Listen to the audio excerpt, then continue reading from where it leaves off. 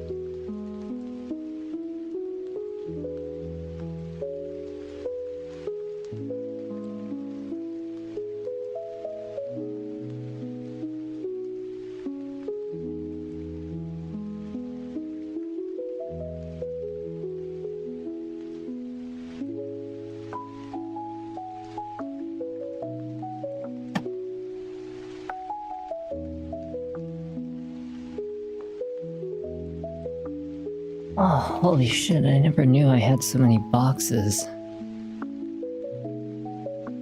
Sorry. Okay, let me close the door.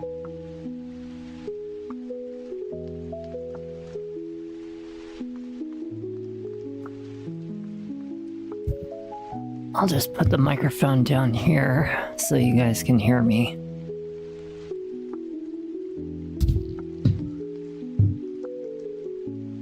There you go.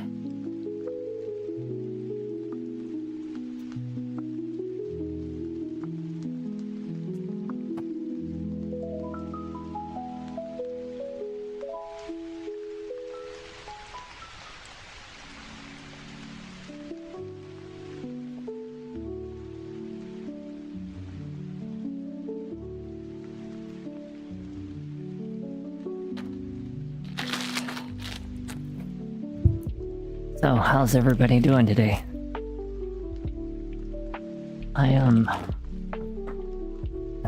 This is gonna be a lot of work. Hopefully I can get it done real soon, because I don't plan it to be very long. But putting up all the audio panels and shit is gonna be the longest part.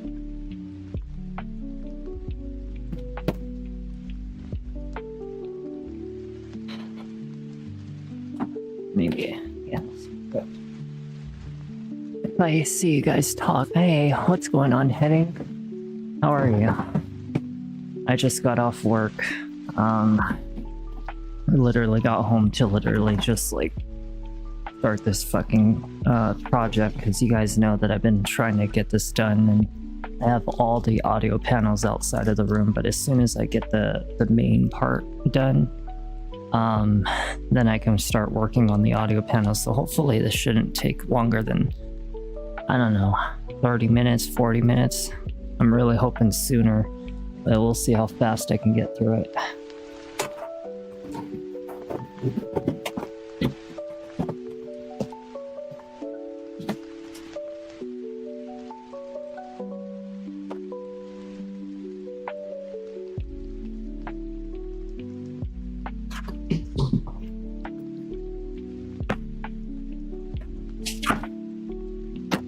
So you're probably thinking, why would I use cardboard? There's actually a really good purpose for it.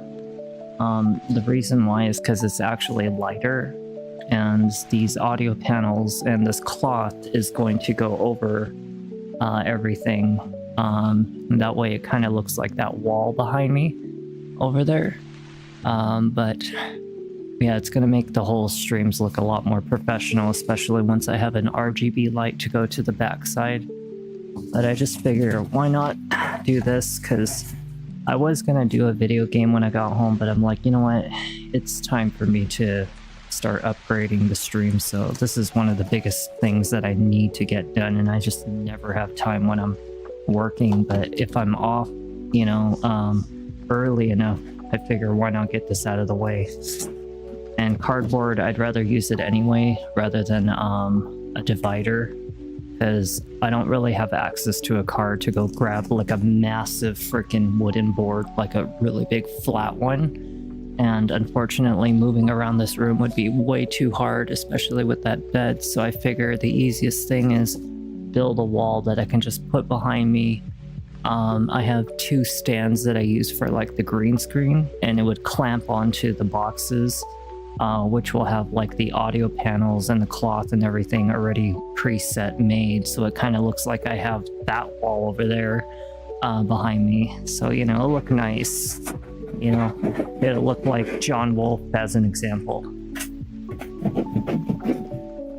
Because if I use a divider, the problem is they're not only expensive, but most of them are really cheaply shit made, and honestly, they don't have stands at the bottom. But with cardboard, at least it's easy, cheap, and I don't have to spend $100 for it, you know?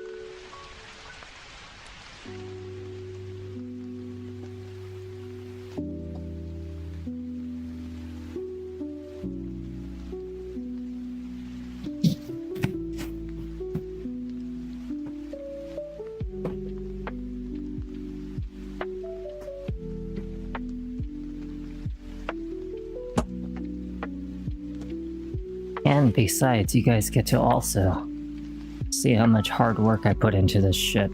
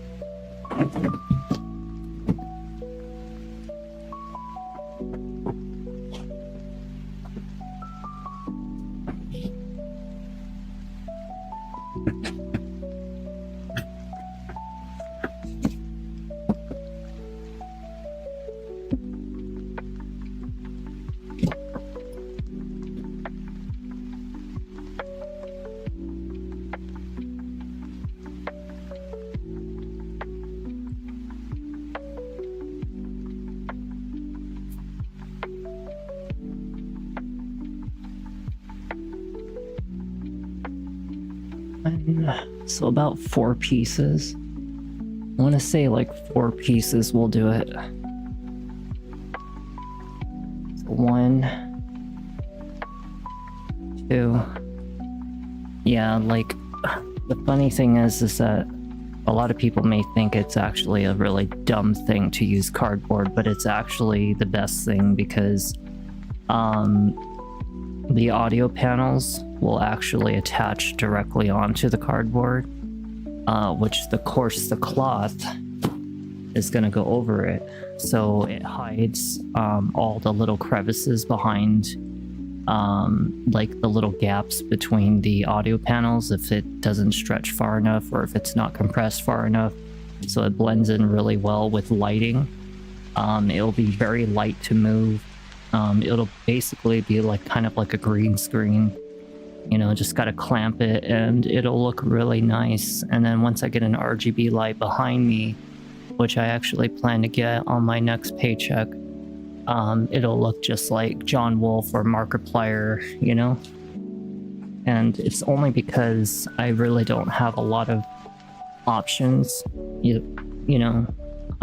It just is way too hard to work around this room with that bed in my way, so this is like the best option I can come up with that's cheap. It'll look stupid in the beginning, but once I get it all finished, I only need 4 pieces and I've already got 1 done.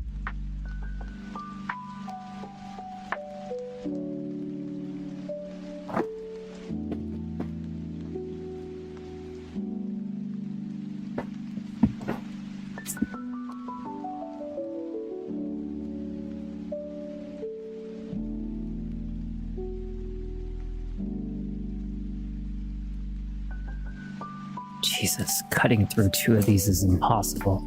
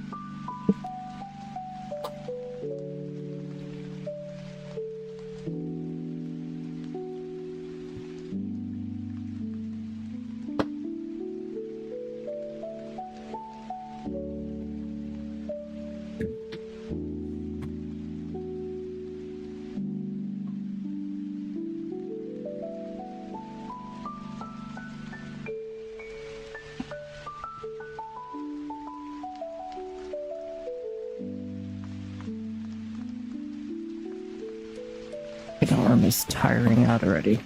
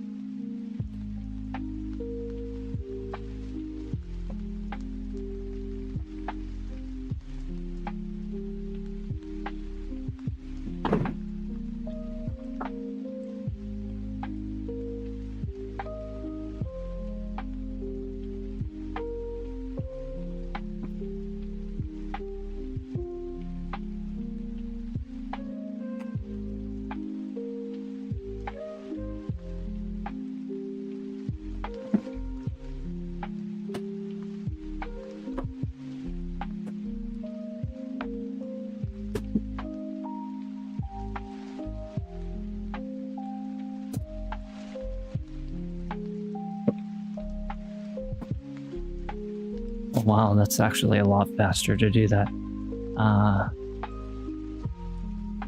No, unfortunately, no.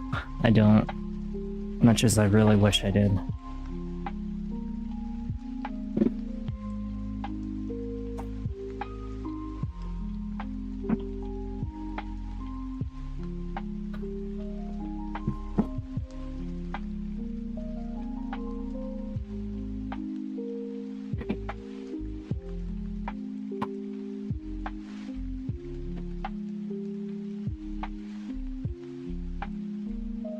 Oh, that is really fast.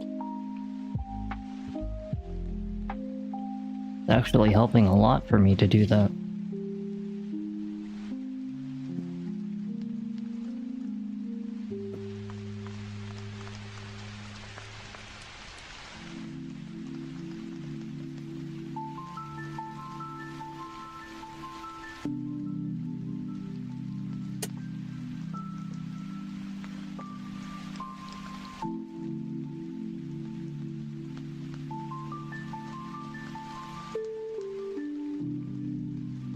There we go, now you can see what I'm doing.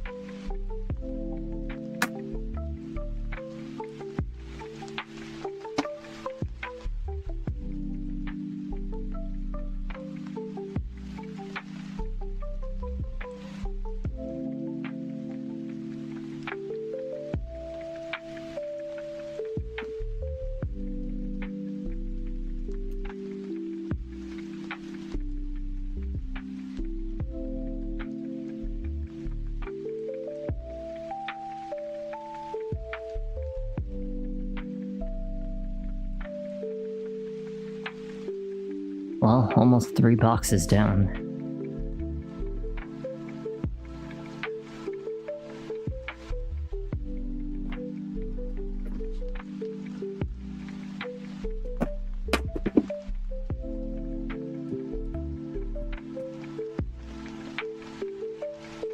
One more to go. I might need a 5th one though.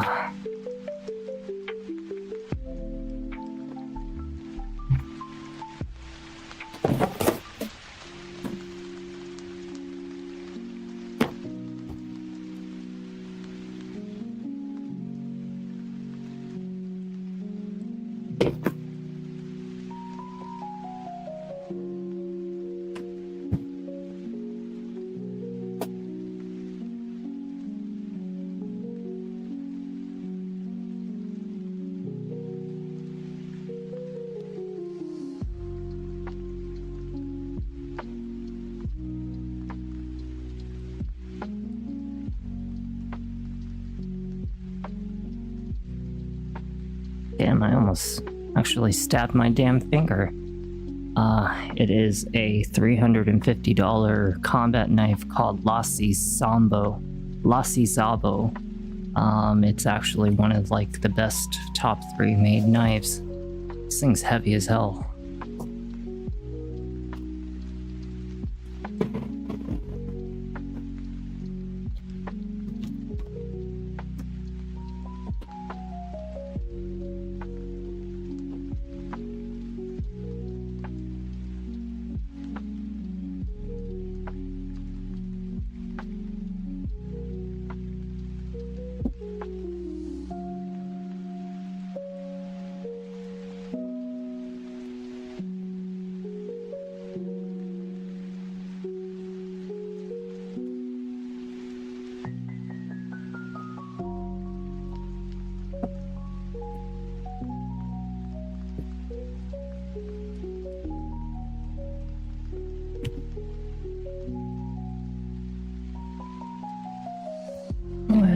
Come on, let's see. Let's see.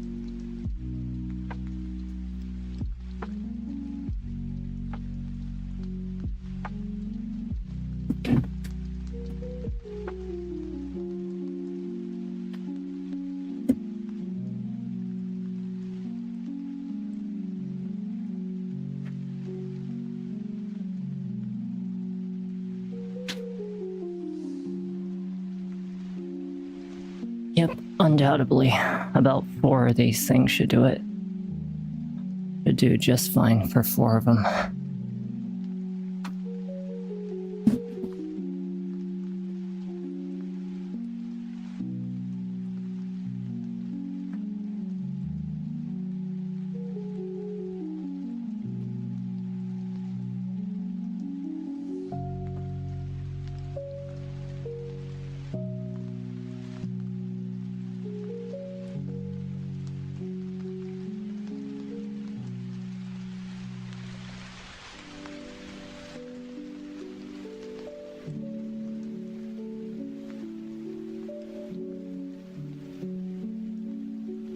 What happened to my knife?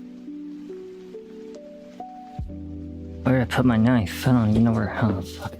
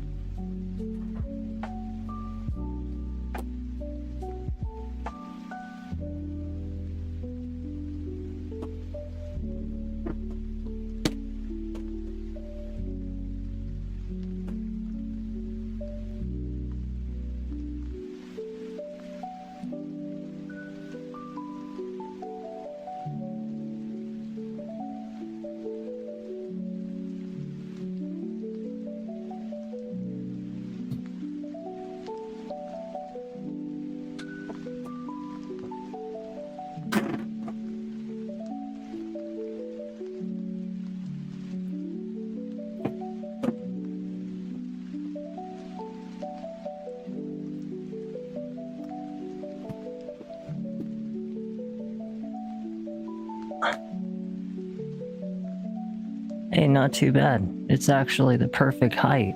Awesome.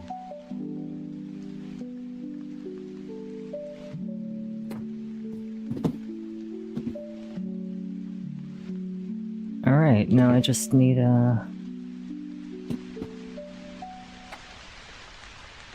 The only problem is that, I might need to use 2 end pieces because it's actually short by barely, I don't know, 5 inches.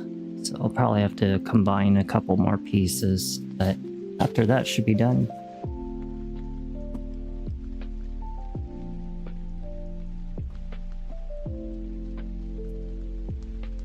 Hey, and it's a nice little way for you guys to learn something new, huh?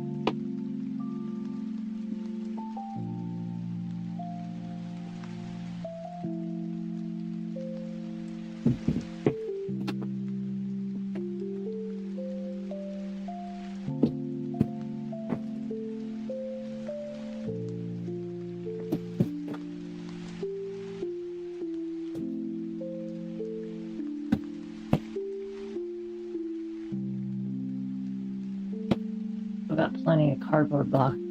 I've got plenty of cardboard boxes lying around my. Oh, really? Well, this will be a really nice way for you to learn how to build your own wall if you ever want to. I know it looks stupid, but trust me, I know what I'm doing.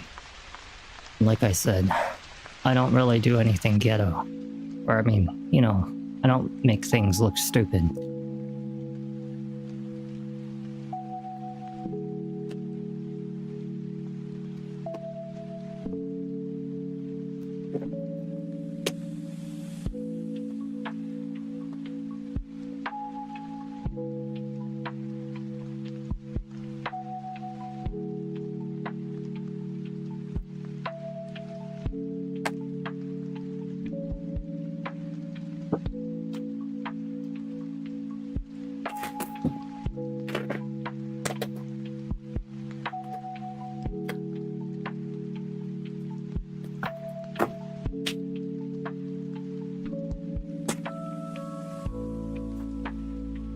No, there's only one problem though.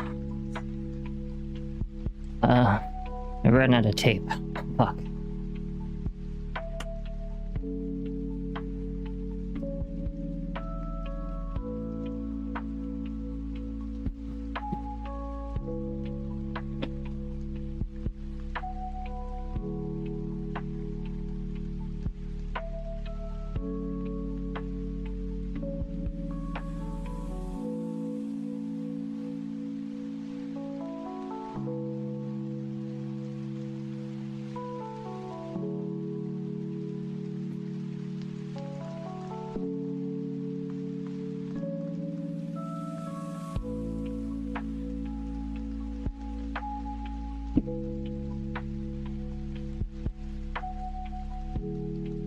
Now, if I'm lucky, I might find some tape somewhere.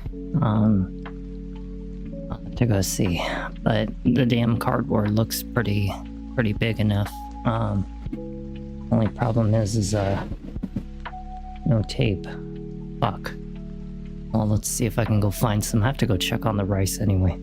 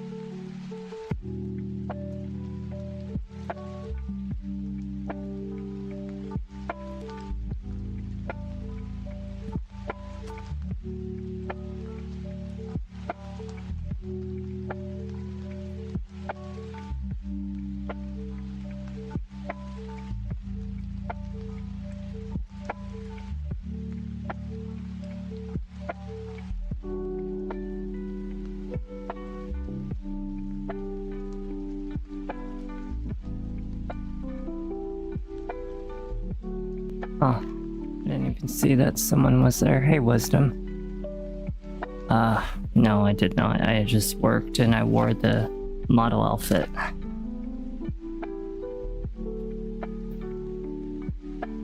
Yeah, couldn't really afford to.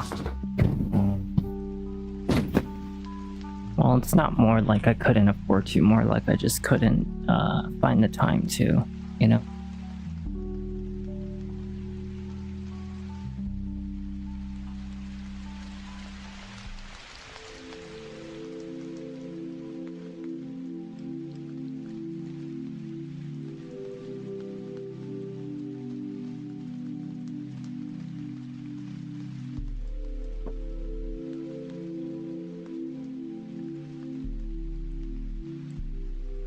Tape is not meant for this shit, but hey, if it's gonna work, it'll work for temporarily until I can buy a new piece of tape.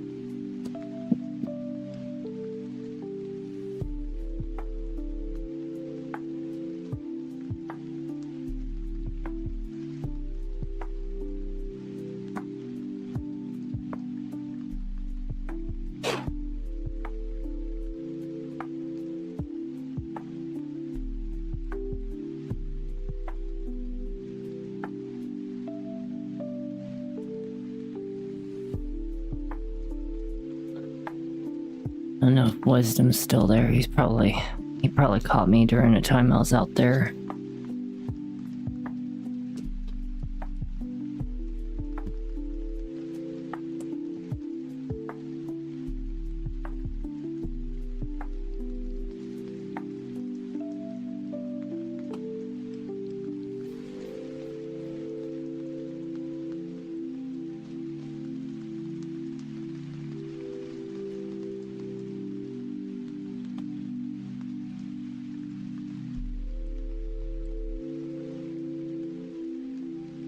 Is not cooperating.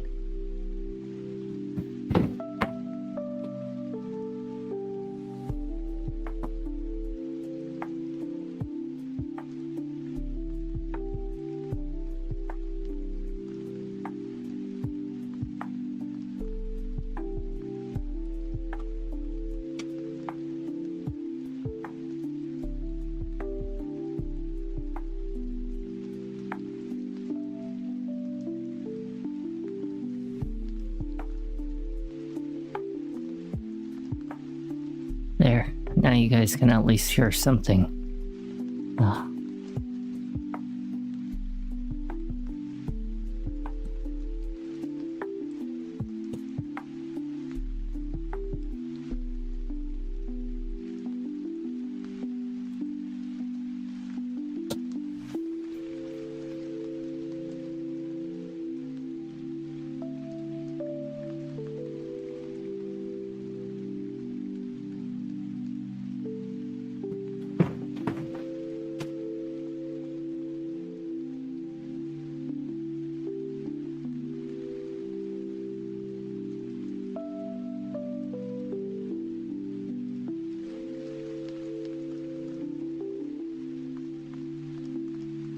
Actually really hot in here for some reason.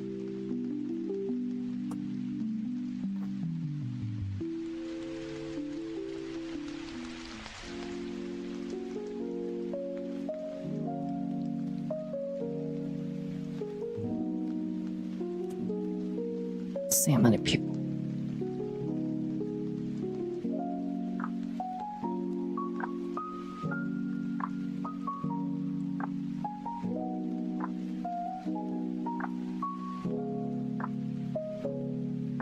Haha, Somebody's on YouTube lurking.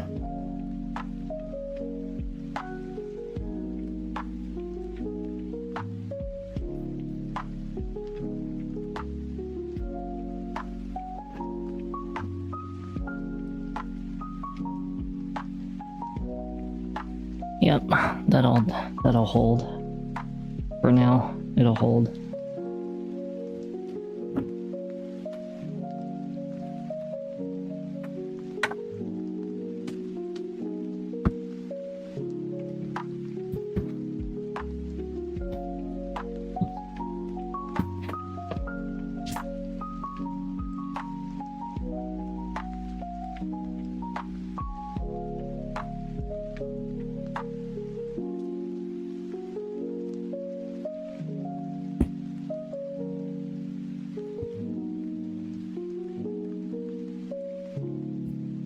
But now comes the biggest pain in the ass part. Literally.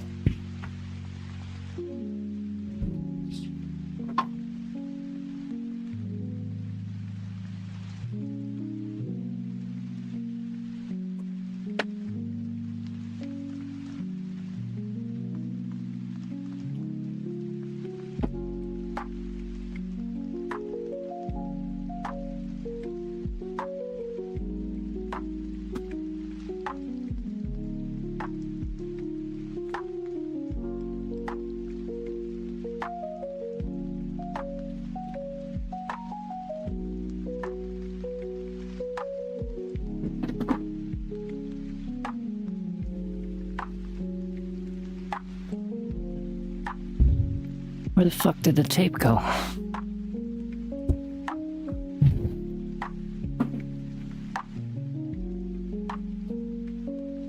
I feel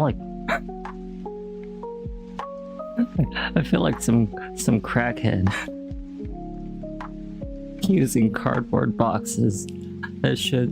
Oh my god, fucking cardboard. Why? But it's the best thing to use. It's not like I have a truck to go get a fucking giant flat piece of board from like Home Depot or Lowe's, you know?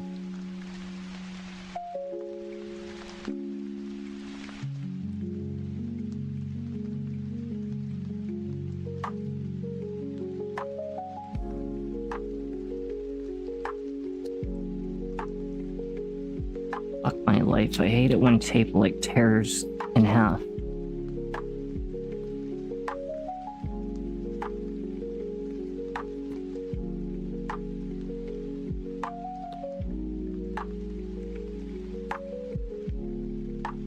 Right.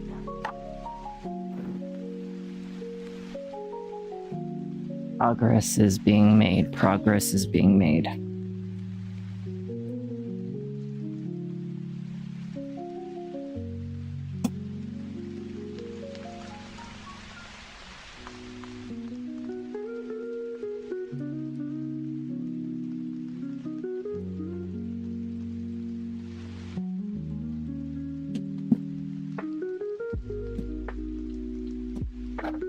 Anybody message? No, not yet. Wait, what?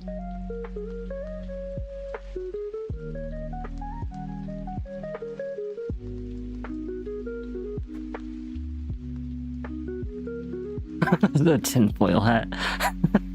Yeah, nobody put on a tinfoil hat, okay.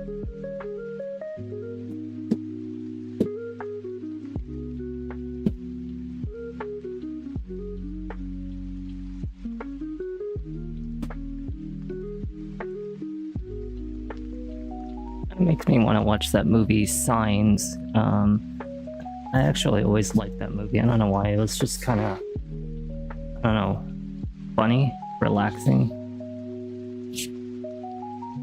Signs was it was a pretty decent film. Had the actor from The Gladiator who was playing as the Emperor.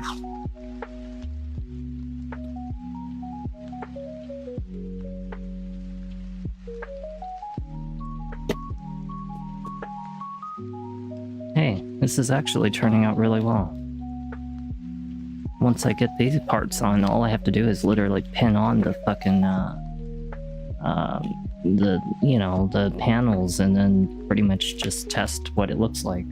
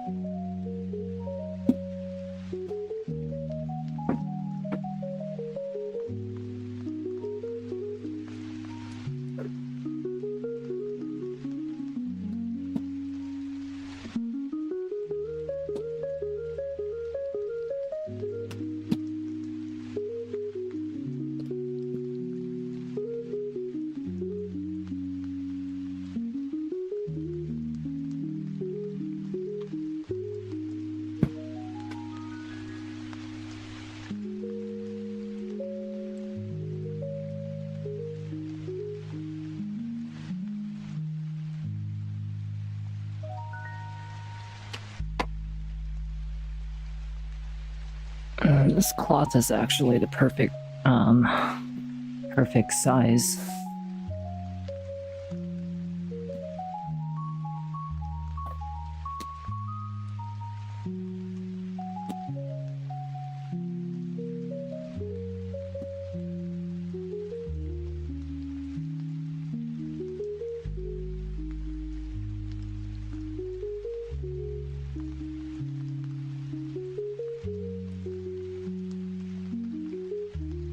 Fuck, the tape fucking, like, I can't find the spot. There it is.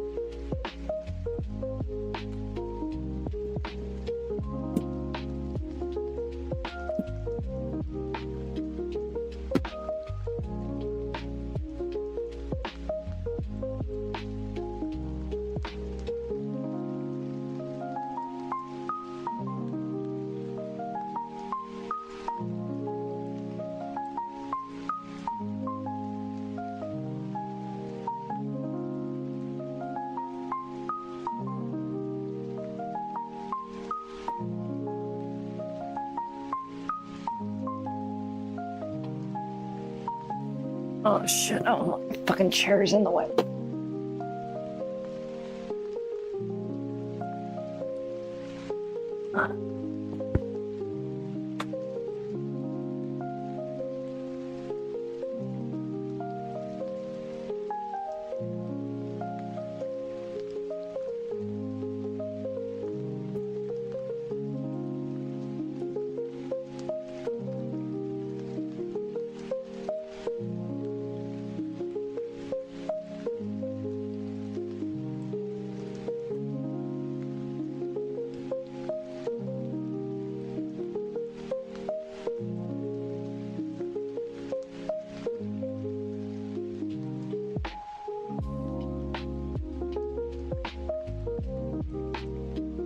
I'm gonna go grab tape again from the tent here in a moment.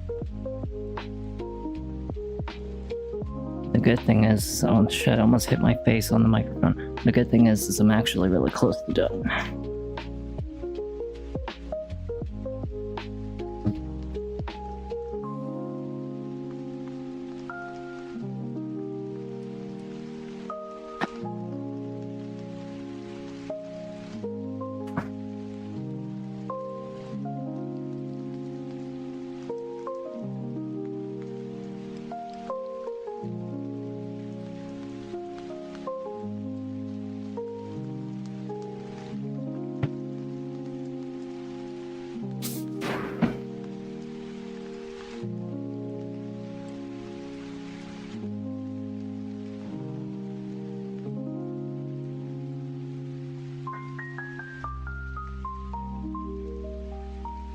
Fucking hate. I fucking hate tape. Why can't they just like come up with something? Did I watch The Village? Yes, I did. I mean, like, I have hundreds of actual really good horror movies, but you know, if we're talking, you know, just something that you would watch just for the relaxation, Signs was one of them. You know, The Village. I think that was like the one with the people in the masks. I think it was like some bank robbery movie or something.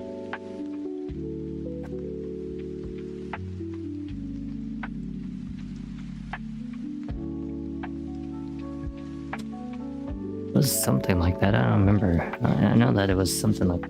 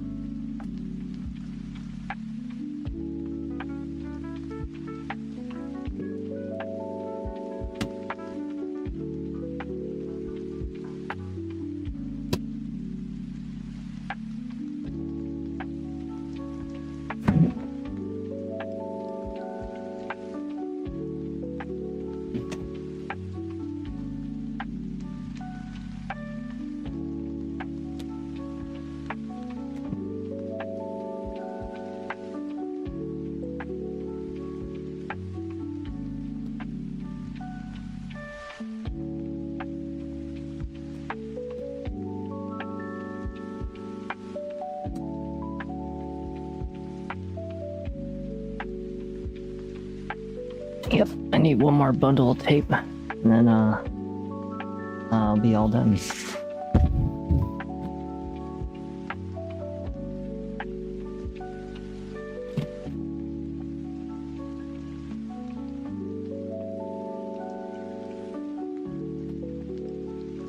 Let's go grab that tape, like right now. The blind girl and the monsters in red robes. Yeah, you know, I think I remember. I know I've seen it before. I just don't really quite remember which one, unless I like took a look at the trailer or something. Hold on, let's go grab another Microsport tape.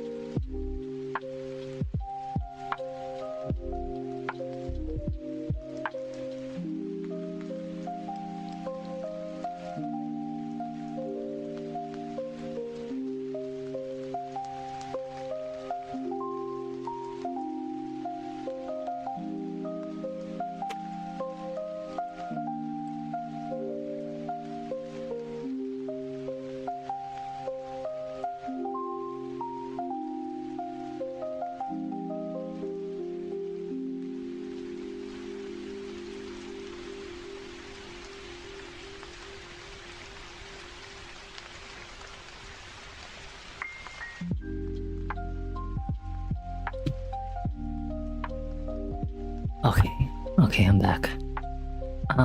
Did I miss anything? No. Just people lurking. Alright, I'm okay with that.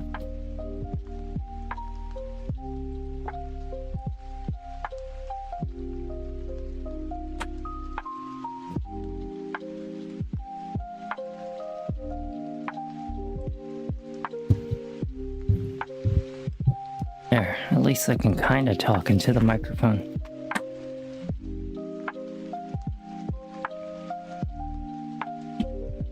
Eventually I'm gonna get a third monitor where if I'm like moving around, I don't know, I'll be able to read the chat anywhere.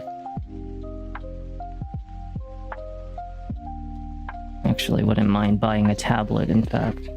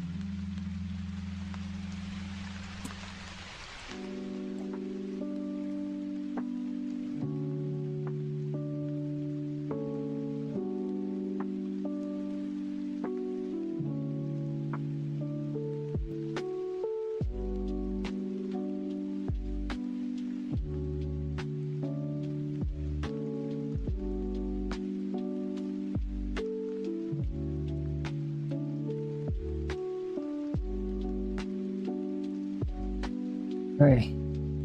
Now for the fun part. Let's go grab the green screen stands, and put this up, clamp it, and then put up the audio panels and see how it looks from behind. Clean up my goddamn mess first.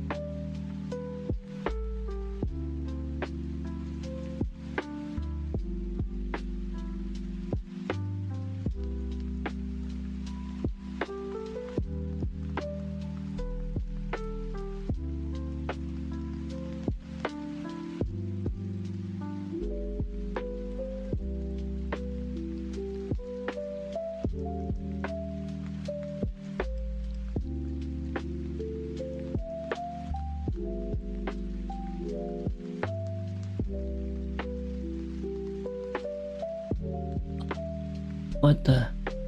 Oh yeah.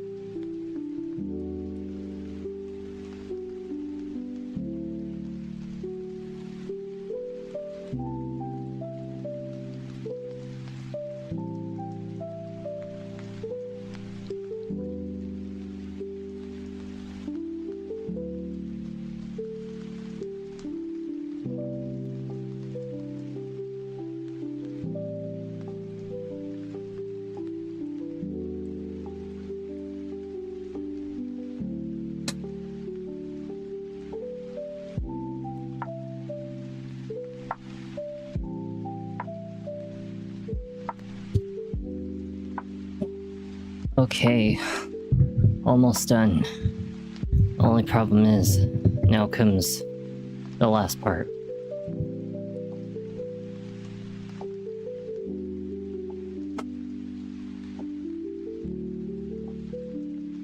So let's see.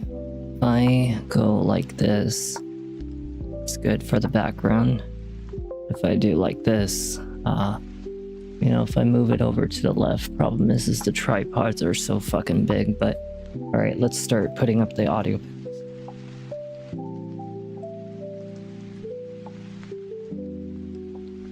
This one's gonna be the biggest pain in the ass, I'm telling you.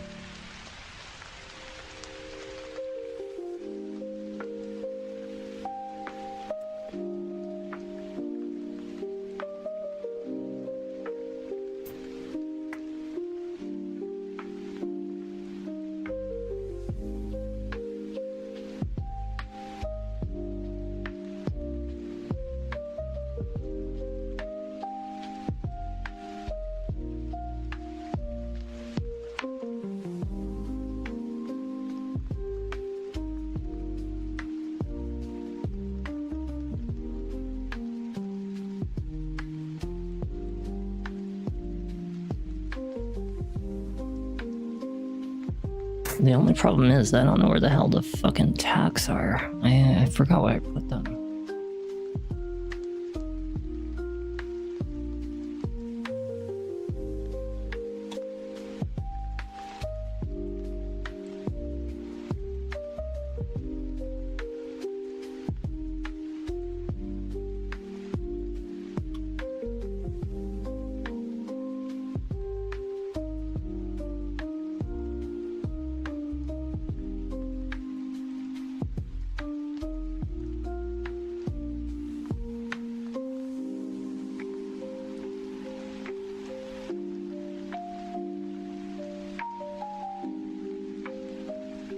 Yeah, I don't know where the hell I put the other tacks. I have like a whole nother set of this shit. No, I do. I have it somewhere around here. There's like a whole set of this crap. Because I have these black ones that I use to put them up. I may as well use these ones and see how it looks.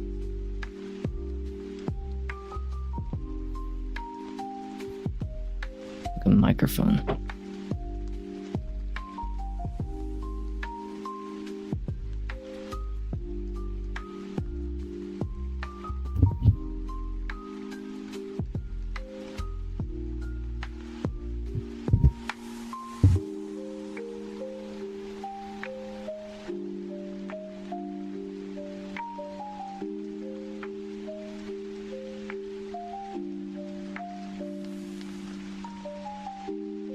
Oh yeah, this will do very nicely.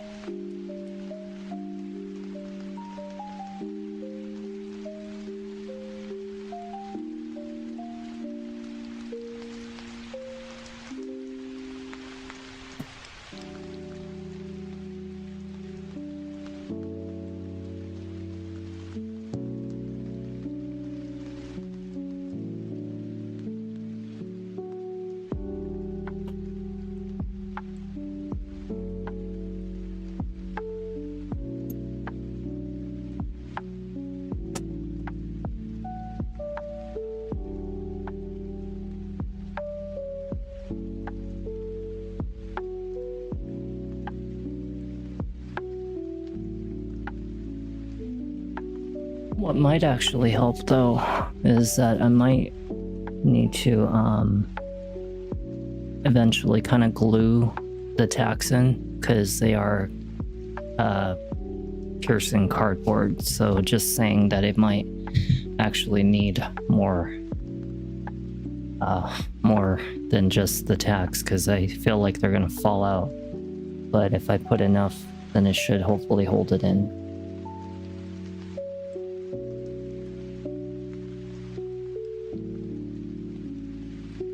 I had my thread locker glue. It would actually be really easy. Now I ran out of tacks, so I gotta freaking look for the other ones.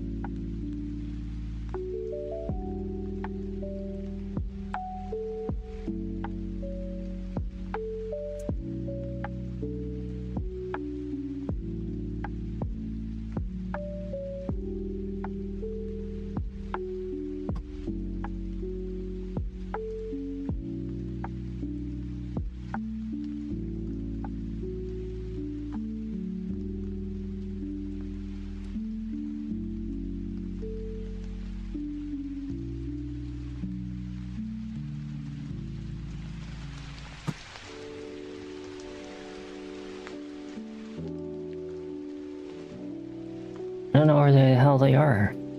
I have like a whole bunch of this shit somewhere.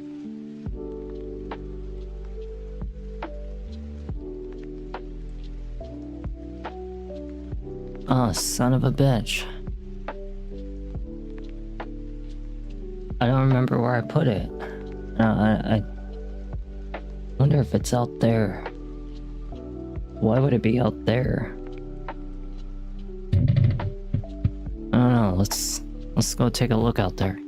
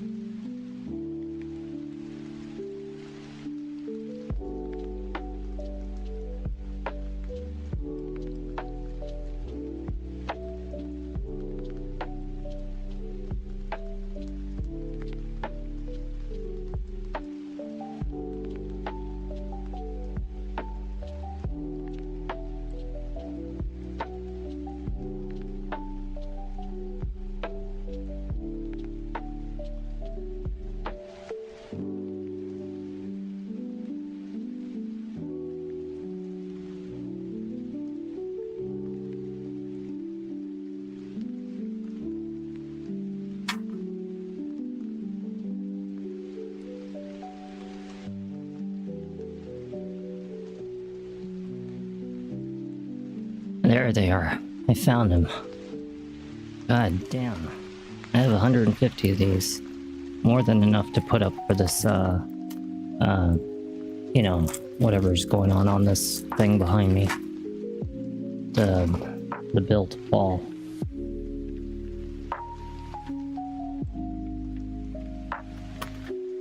See, these ones are flat. I forgot that I can't see the chat sometimes. When it comes to interior decorating, am I minimalist or max? I'm actually a maximalist, but the problem is that I focus far less on interior decorating because I have nobody to come home to. You know, I have an empty life, and this home is kind of about a good little you know, they say that like the way that people live or like how they dress or what they pick as a car or even how they decorate their home is a lot about their personality. For me, mine's kind of just nothing happy, I guess. So it's like, you know, I don't really have a whole reason to have interior decorating. No one's coming here. No one's been here for, I don't know, I think the last time I had a guest over was 2013. Has it been like 12 years? Something like that. You know, like an actual real guest for me.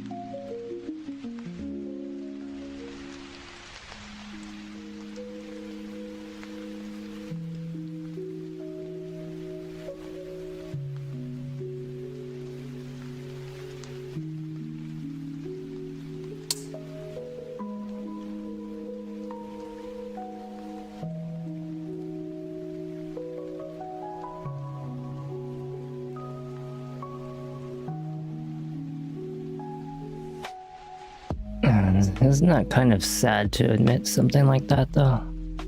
Never had a guest in 12 years. Has it really been that long?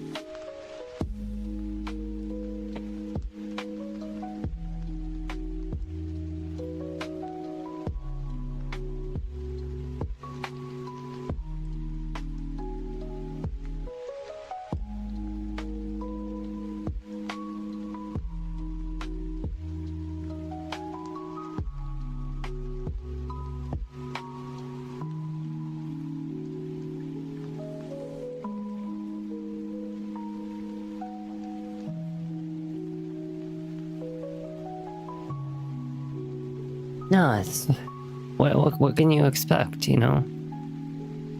Some people, like I said, some lives are not meant to be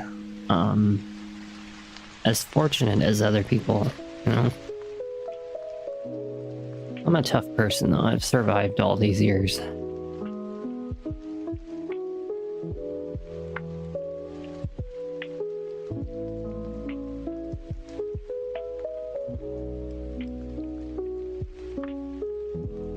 So far, it actually doesn't look too shabby when I start putting up the panels. The only problem is that, just like I predicted, it's not holding because it is cardboard in there.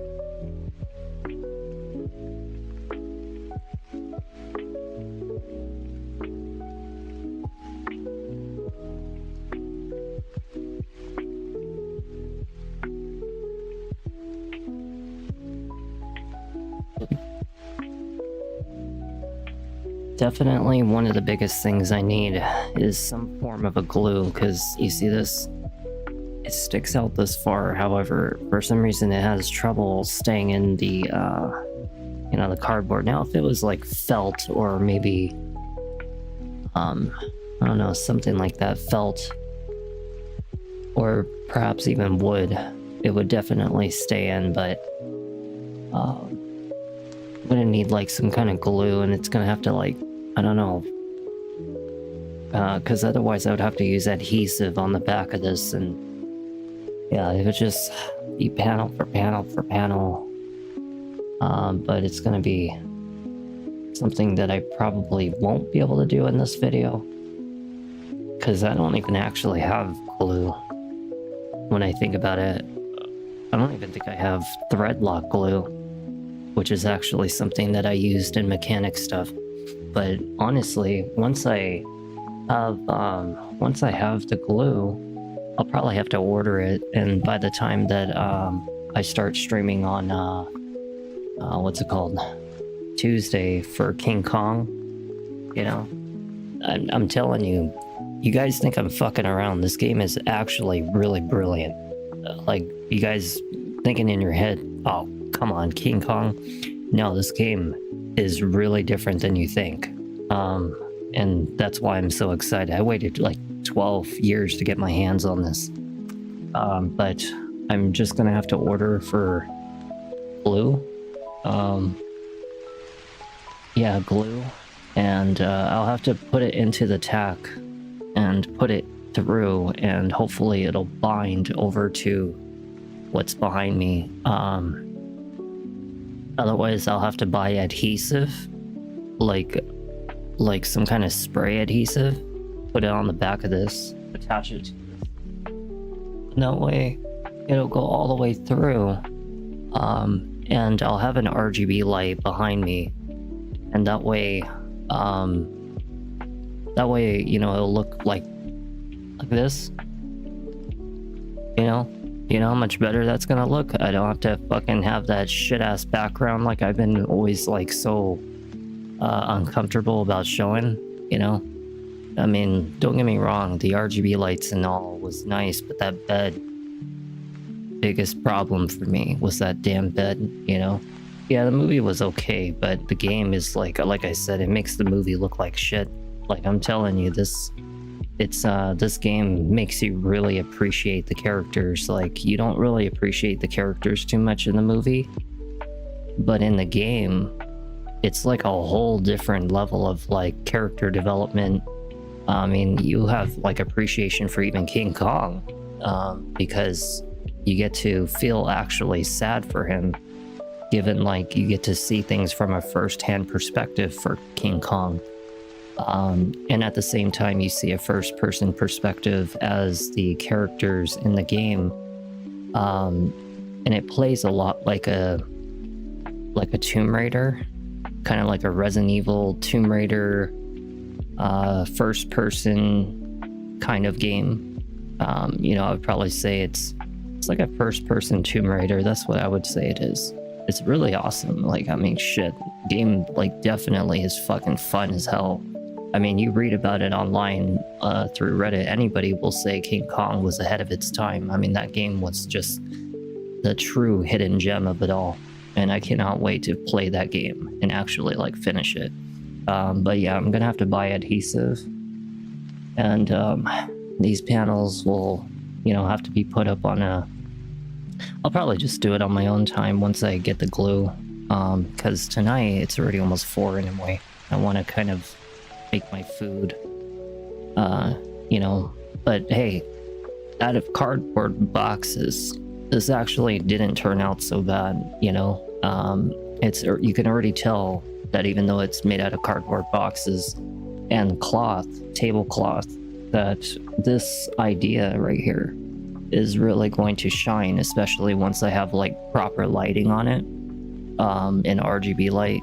You know, it'll actually like blend in really well with the background, and it'll look like nice, you know. It'll look nice, and it won't look so tacky with my bed behind me. Of course, with the proper lighting, it would be something like this.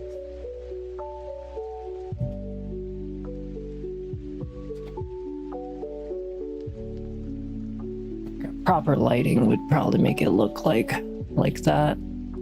And you know, eventually if I have RGB lights on it, which I don't have RGB lights. I have the 2 lights in front of my desk and they're RGB, but I need those for the front of my desk so you can see my face. Because if I try to use any other lights, yeah, it's just not going to look good. But I'm going to get an RGB lamp. But it won't be until like this coming paycheck, which is what the fuck is today? Sunday. So I don't get paid until like Thursday midnight, Friday midnight actually. At that point I would order for the RGB light. It takes like a day or 2 for it to come in, and it would go right behind me on the ground facing upward, and it will be behind the chair, which means that the panels should ideally light up to a different color, like purple, red, green, whichever, to fix the theme of, or fit the theme of like what's going on in the game. And it should just look nicer. Now,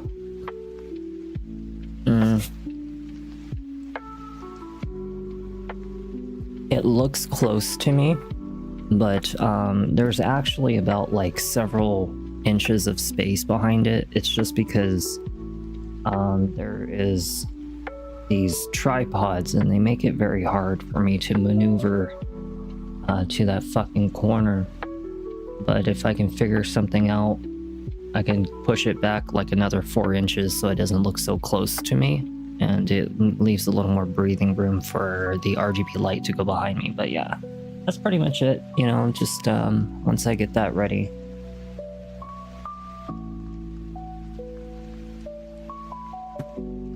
So at least then I'll have something nice. But yeah, these techs, I thought that they were going to you know, stick on to the cardboard, but you know, it is cardboard, and I kind of should have expected a little bit better. But this idea would actually be a lot better if I had what do you want to say, like if I had like a big flat piece of wood, like a really massive sized flat piece of wood, preferably one that can bend you know, backwards, like, you know, fold, because then you would have the panels on the outside, and when you open it like this would be the flat side, and this side right here would be the panels, so that you can kind of open it like a book, and the panels would be on the outside, flatboard on the inside, and that way it doesn't take up so much space, and then you would just have it like leaning up. No, not unfortunately, that would not work, because even these clamps, you know, on this thing,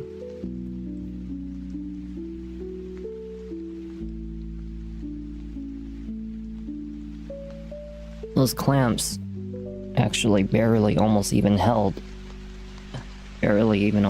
that damn thing. I had to use every clamp I had, because cardboard gets heavy, and you know, it would make the most sense that if I had like a bigger piece of flatboard, or like a bigger piece of like cardboard, that I would just have it leaning on the ground, and it would just prop up against this, you know, kind of like leaning towards it.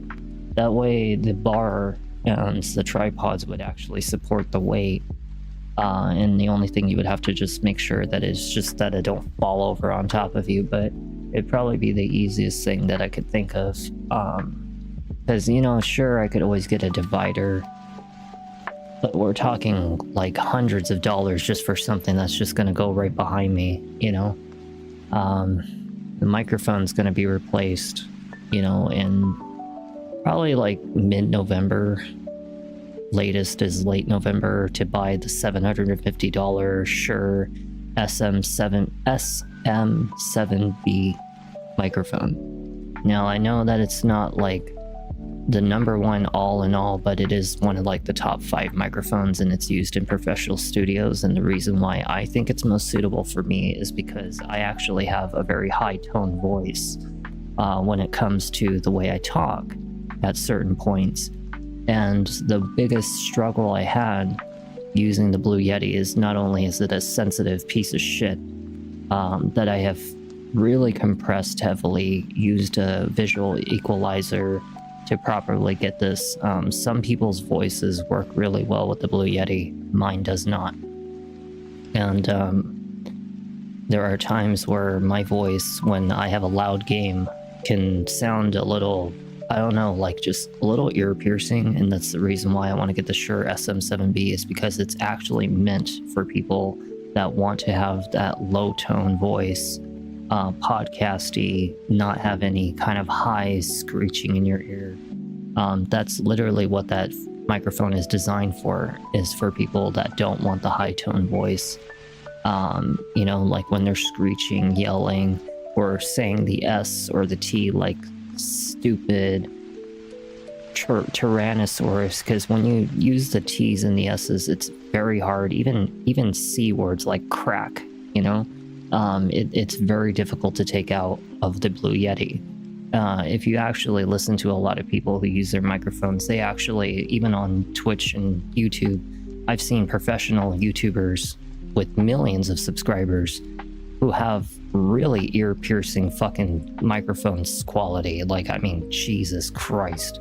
whenever they say the S, the S, the S, or the T's, it was just like I could hear it through my microphone piercing into my ears. And this is the reason why I did so much work on mine, is because I've been trying to perfect it. And, there's only so much I can do with this piece of shit. Same thing with the background. Like, I was bothered with it. It obviously made me look like an amateur. And I'm just like, there's only so much I can do when I have limited income. And, it's like, I spent at least $2,000 total on everything: monitors, desk, the microphone stuff, the audio panels, the LED, the RGB, they called newer 660 Pros. These are used in like photography and shit. Like freaking, I don't know, there was just like so much shit I bought for the streaming, and yet somehow I always feel like I need more things. Eventually I have to get a new PC, build a new PC, and I don't want just some average one that's going to last me only a few years. I need one that's going to last me a long time, and this is the reason I'm saving for that $3,000, $4,000 PC. I spent like $2,000 just to build that laboratory out there.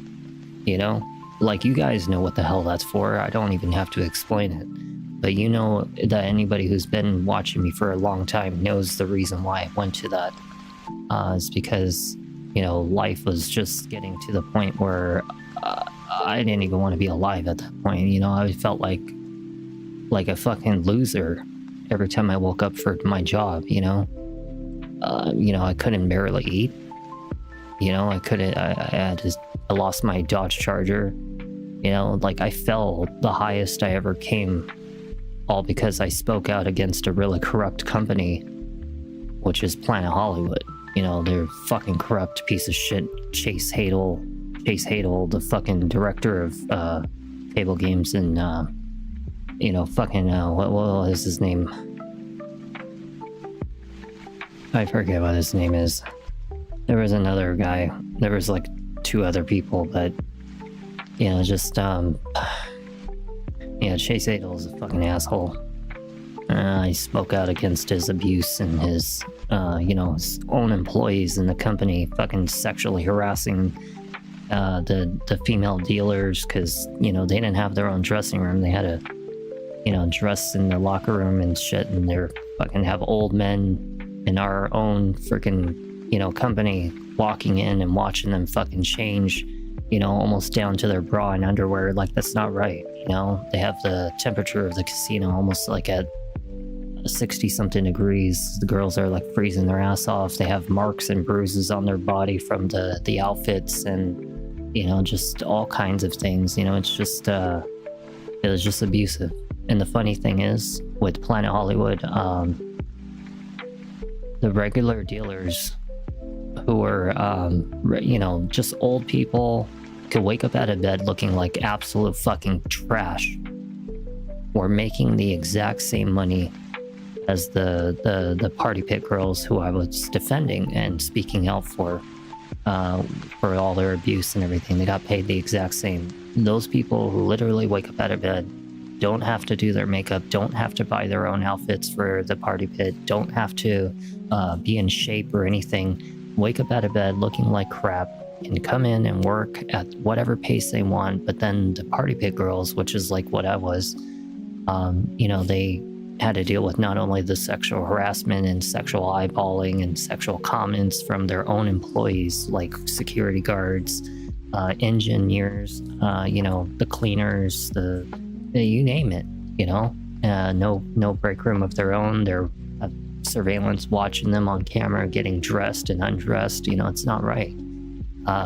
Just freezing their ass off, all kinds of things I could name, and they're getting paid the exact same as the ones who wake up out of bed looking like actual shit because they pull their tips. Now, I get it. I understand, like I have explained it to you guys, that it's the fault of those who accepted the job to understand what their circumstances are for the job description, but they lied on the job description. Those who said that they were part of the party pit, stay in the party pit. And they would not go anything outside of the party pit. Well, they lied and on that, and they did not put that in the job description. It was literally, I screenshotted and everything. There was no location of them saying that they could do whatever they want, like taking you out of the party pit, putting you in the regular dealers, or taking you from the regular dealers, putting you into the party pit. You had no choice. You know, Caesars Entertainment is abusive as shit. But that isn't to say that every company out there is abusive as shit. But Chase Adel is a fucking real piece of shit, you know. And it got to a point, like I said, where I had so much shit on them that they were kind of very intimidated, especially the fact that my personality was so intense, so strong, that I could not even yell at somebody, but yet just talk to them exactly in this tone and stare at them dead in the eye. You know, mind you, that I was wearing my makeup and I looked a lot better than what I do right now, you know, but the thing is that I could stare them dead in the fucking eye and talk exactly in this flat tone, almost like I'm interrogating them. And they were so intimidated by me that they sent 30 something, it was like 20 to 30 something armed guards to surround me from every direction just to set an example in front of everybody. And I had no response. I did not react. I looked around and I could see every single one of them trying to sneak up on me. You know, and when they were even like standing next to me, I paid no attention to them. I paid attention to whoever I was really trying to focus on. You know, I shook the hands of all the security guards and I said, listen, I know you're just doing your job, but I appreciate you guys, you know, not being physical with me. You know, it's like I do appreciate that because I came from the same field as you. You know, I was unarmed, armed, I was a PI. You know, I've done Brinks for the armored transportation, which is known as the messenger. The messenger gets in and out of the truck with the hand on the gun, money on the bag, you know, stuff like that, you know, and I did all this stuff. So we had that shared camaraderie, but I can tell from their face, they didn't want to do what they were wanting to do. You know, they had to do it. But Chase Adel, like I said, he wanted to set an example so none of the other girls would ever speak out against me, or speak out against them and their corruption and shit. You know, it was just like this whole casino industry. I'm telling you, there's just so much wrong with it. I could go on and on and on with stories, but after I lost that job, I kind of almost questioned whether or not it was worth it. Like maybe I should have just not said anything, but at the same time, you know, my vigilante personality, my personality against corruption, and my personality to stand up for what's right is what it's in my blood. You know, this is why I was a ghost before, with a mask and a hoodie and the black gloves and beating the shit out of bad people. You know, I pulled a gun on probably 350 people and I've only shot at maybe 4 of them, you know, only because I had to. You know, I've been involved in saving a lot of people's lives in there. You know, you probably saw it in my closet earlier. I had a black book that was sitting in the corner of that closet. That's all the police records and everything I've been involved in for all the people that I've, you know, intercepted, like robberies, you know, saved a couple people's lives in a crisis, you know, shootings, all kinds of things. And how's it going, Little Hop? But, you know, it's just, the thing is like, you know, even though I cannot stand society, I fucking hate people so much because, yeah, I did. You know, I've been involved in like holiday robberies, for example, and you know, there's some situations where a hammer was raised up to someone's face. I had no choice but to shoot. You know, New Year's Day, 2023. No, actually, what was it? Yeah, 2023, New Year's Day. I had 2 armed robbers. I still have the photographs of them. I didn't shoot at them, but I got them caught. You know, I tailed them the whole time outside.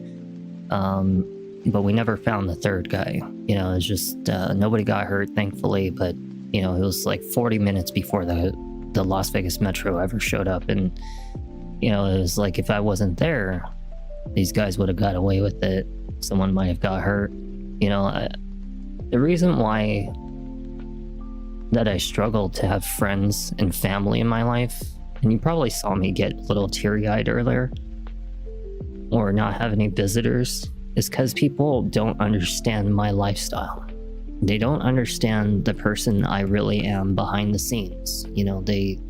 People think that just because I'm streaming and all that stuff that, it's just a video gamer. But you got to understand that this wasn't who I was before.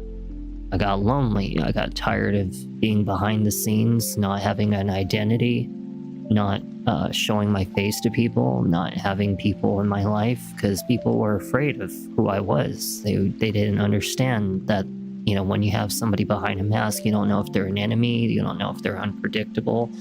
I've explained this all in my previous videos. You guys know this, But the thing is like, you got to understand that, the reason why I actually have so much hatred towards people is the same reason why I have hatred towards people even on Twitch, is because people come in and they fucking have derogatory terms they throw at me, left and right.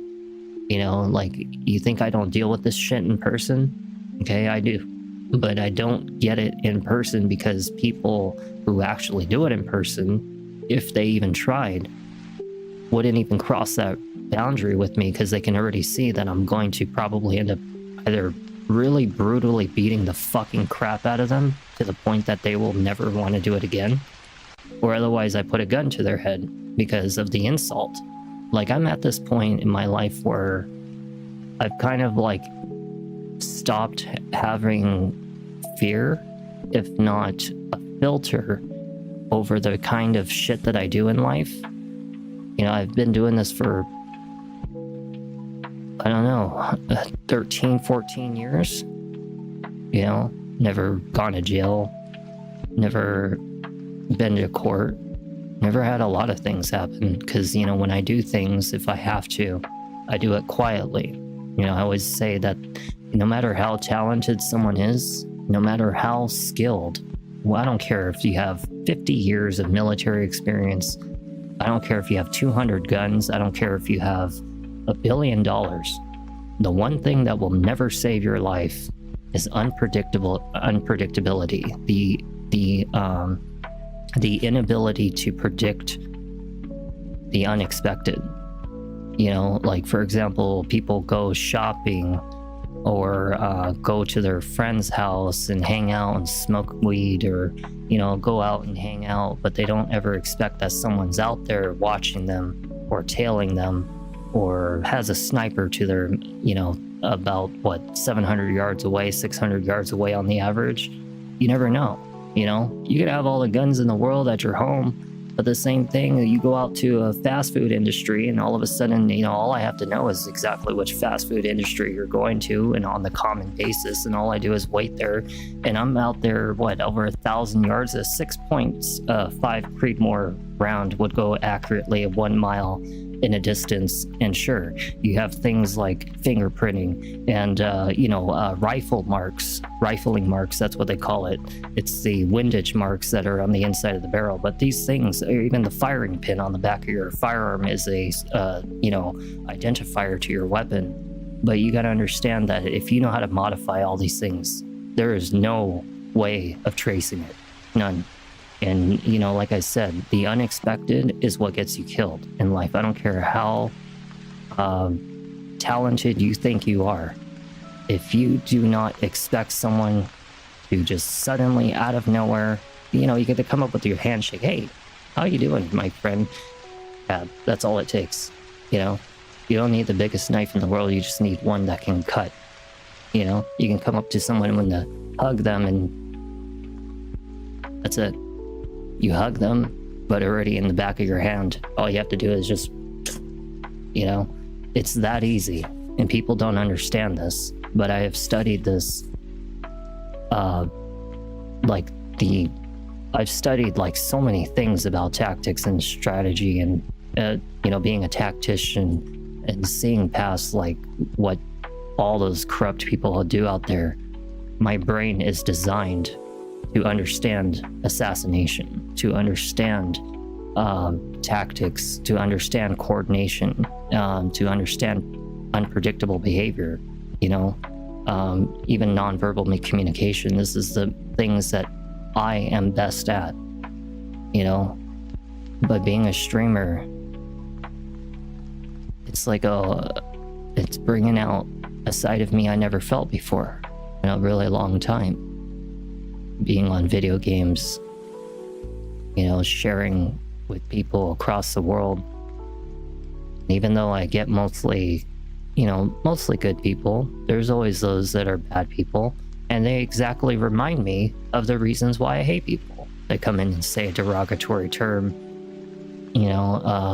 because they think that being behind a pseudo-anonymous account is going to save their ass, or protect them, or no punishment or anything, And this is why they have no filter. This is why they have no respect, but they don't have the same kind of behavior in person because of what I'm capable of. And the thing is like, these are the same people online that are abusive and trolling and harassing and all this kinds of stuff are the same exact people online. The ones outside, they're just on a phone. I know, and you're right, And the thing is like, I've dealt with that shit my whole life. You think that race gets it bad, or gay people get it bad, or I don't know, black people get it bad. You have no idea what it's like for people like me. How fucked up it really is. Your family disowns you, your friends leave you, the whole fucking country, if not the whole fucking continents of out there. It doesn't matter what ethnicity, what nationality, what culture, what religion, what environment, what kind of lifestyle, no matter what kind of way you're raised. Everywhere out there is primarily going to be acceptable races. Where like whether you're Mexican, black, whatever, there's always going to be a big category of out there to accept you for being a race. Asian, black, white, Korean, whatever, right? You're exactly right, And there's going to always be a wide category of people out there, no matter what country, what ethnicity, what nationality, what lifestyle, everything, who are going to be generally acceptable of gay people. But for people like me, I transitioned from female to male, and then I kind of stopped. I only needed some portion of it. That's not to say I detransitioned. It was just the fact that I got tired at some point, and I just stopped caring about taking, testosterone. But you deal with shit, and the reason why I deal with it worse is because people think I'm male to female, and so they treat me worse. They come in and they automatically assume that I'm some male to female instead of thinking I was female to male, and it's like I get treated the same way, horrifically, as male to females do, because I'm always assumed to be one. And this is the reason why I was given so much hatred towards society, by society, until it got me to a point after, 15 years of being in complete isolation. It turned me into this empty, dead shell. They say that people who are born, psychopaths can only become psychopaths when they're born.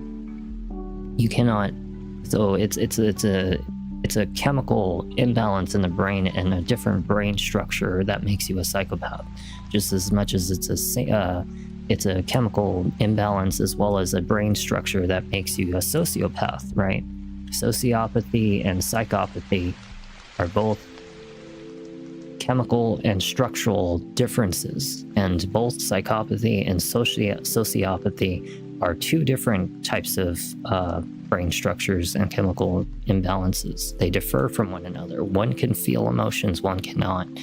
One is very, very good at shutting off and shutting on their emotions, and the other is just very destructive and sporadic and unpredictable and very chaotic when they hit that breakthrough, right? And it isn't to say that just in the misterm that people think that, oh, you're crazy, you must be a psychopath. No, it has nothing to do with that. That's just a term that people, throw out there, but they don't understand that almost nearly 30% of the world, 30%, and you can listen to all the scientific analytical and statistics and stuff all you want online, saying that it's only like 1.5%. It's 30%. 30% of the whole fucking world suffers from psychopathy and sociopathy. And you just don't realize that you have it, because what do you do to avoid your discomfort? You don't go see things like therapists and stuff like that. You never want to, because you don't want people to judge you, right? Do you feel it helps to have, what the hell? Just hold on one second. Hold on one second.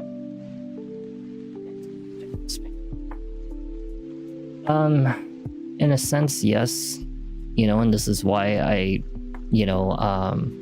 want to,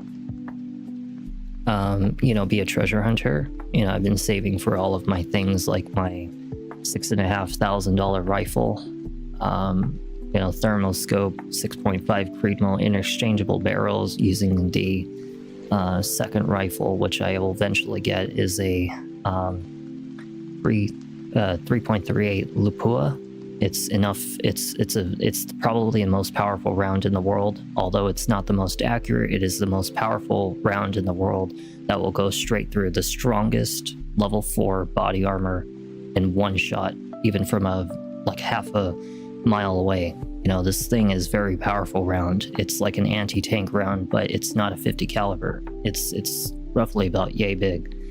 And this thing will pierce straight through level 4 body armor. The 6.5 Creedmoor is accurate up to a mile, makes it the most, easy to use, in all kinds of situations, to take out something from a long distance, But, I need those things because when I go treasure hunting out in the middle of nowhere, the thing is like, people act really stupid when they have no one out there to, stop them.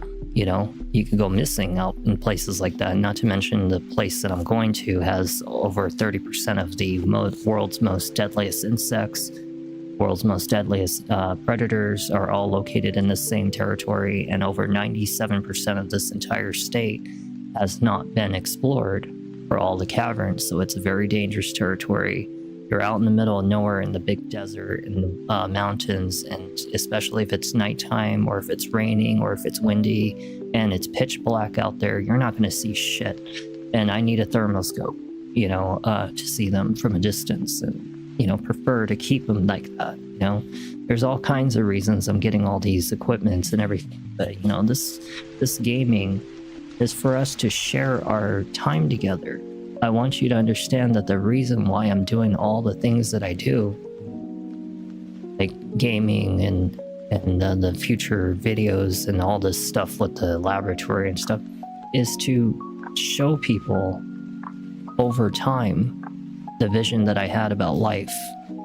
I explain all these things about political, neutral points about political stuff. Like here's an example of what I'm talking about. Every single person who becomes a politician, no matter Democratic, Republican, president, whatever the hell Congress, whatever you want to name it, all of them are corrupt. And I will tell you why. Because it takes a certain type of personality to seek out a job specifically to control other people in life. You ever thought about that? When you think about your kids, you get 10 children that are born. Most of them are going to be like, I want to be a doctor. I want to be a vet. I want to be an engineer. I want to be a computer person. But who the hell just one day wakes up to get into a job specifically to control other people's lives? It's only people who seek out power. This is why people like seeking out power in corporations, organizations, stuff like that, because there's some part of their personality that likes control over other people. All politicians, as an example, are very corrupt people because they all want power. in some way to have effect over other people's lives.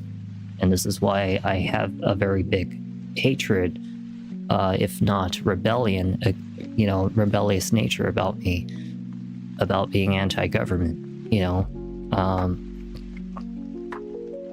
I find a common ground that as long as they don't get in my way, I don't get in their way. As long as they respect my life, I respect theirs. Because as long as they don't bother me, I have no fucking problem.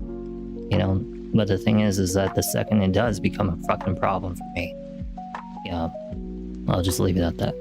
But that's an example. I try to teach these things to people, Exactly. That's exactly my point hitting, But this is the thing about my streams. It's more than just about games. I want you to understand that every game I play has a very specific purpose. Hello, Justin. How are you doing today?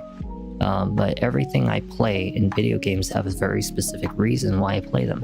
Have you ever wondered why we like anime or movies or TV shows or even video games so much? Because we see conversations, character development, friendship, relationships in ways that we could never discover it in real life. Have you ever noticed that anime people, when they make friends with each other, like in, I don't know, an example like Yu Yu Hakusho or Inuyasha or Dragon Ball Z, that their friendship is so strong, so respectful, so like there for each other, like ride or die. But you don't get that kind of shit in real life, not very commonly at least, You don't get the way that people talk in like video games or anime or stuff like that, because no one talks like that. No one acts like that. Unfortunate to say. And this is the thing, is that video games, all of them that I play, at least a good majority of them, have a very specific reason why I play them. I want you to see the kind of life that I wish that other people would experience, the happiness, the joy, the friendship, the strong companionship, the character development, the respect for all views of both characters, Like a lot of people bashed on The Last of Us 2 because Joel got killed in it, right? And everybody hated the shit out of Abby. Abby sucks. Abby sucks. I hate Abby, blah, blah, blah. She killed Joel.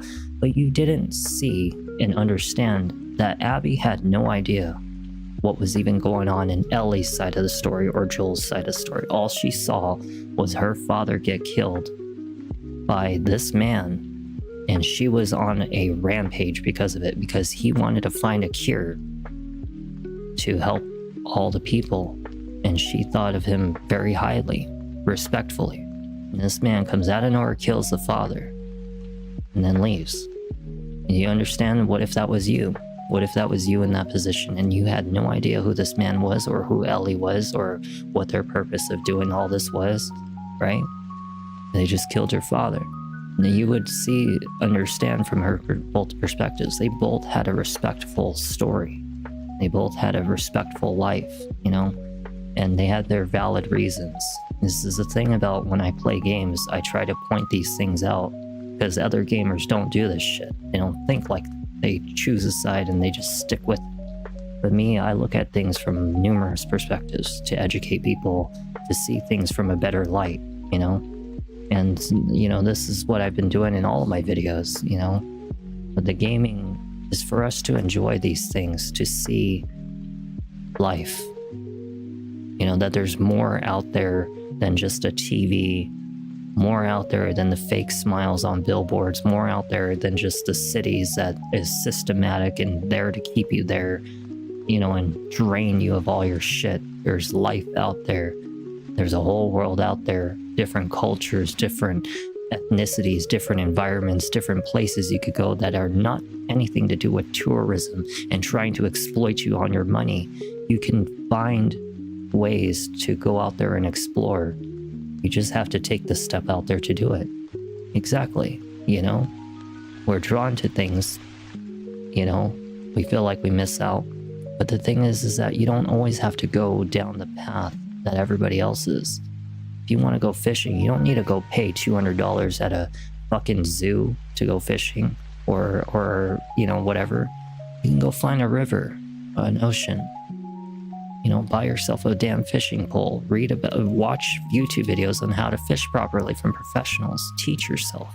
You don't need to be ripped off by a mechanic who is literally not showing you what the fuck they're doing to your car behind the scenes. You can learn to be a mechanic. I could name you 3 of the best mechanics I learned all of my mechanic skills from. Scotty Kilmer, Project Farm, A Humble Mechanic. All these people will teach you fucking things way beyond what master mechanics will. They'll teach you how to change your tires, your engines, your pistons, everything. Fucking you name it. Sensors, I'm telling you, you have access to a phone. Don't waste it on useless shit like people doing dumb shit on TikTok or Instagram, because it's not helping your life.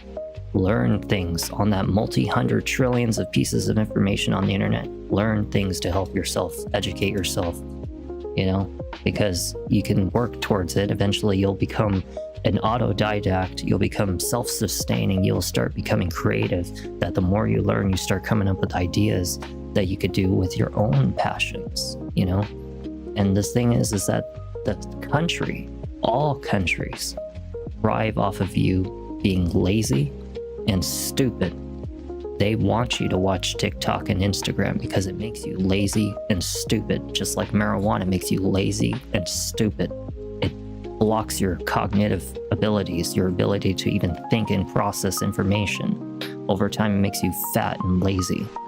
They want you to be like that because it's easier to control society like that, Now, I get it. Everybody lives their life in whatever way, and I don't care what way you live your life, but I'm telling you that if you want to do something progressive someday, you got to take the steps to get out there to do it, Because the thing is that as much as I hate society, I only hate it because of the way it's been morphed and twisted and corrupted and the fucking shit that people do,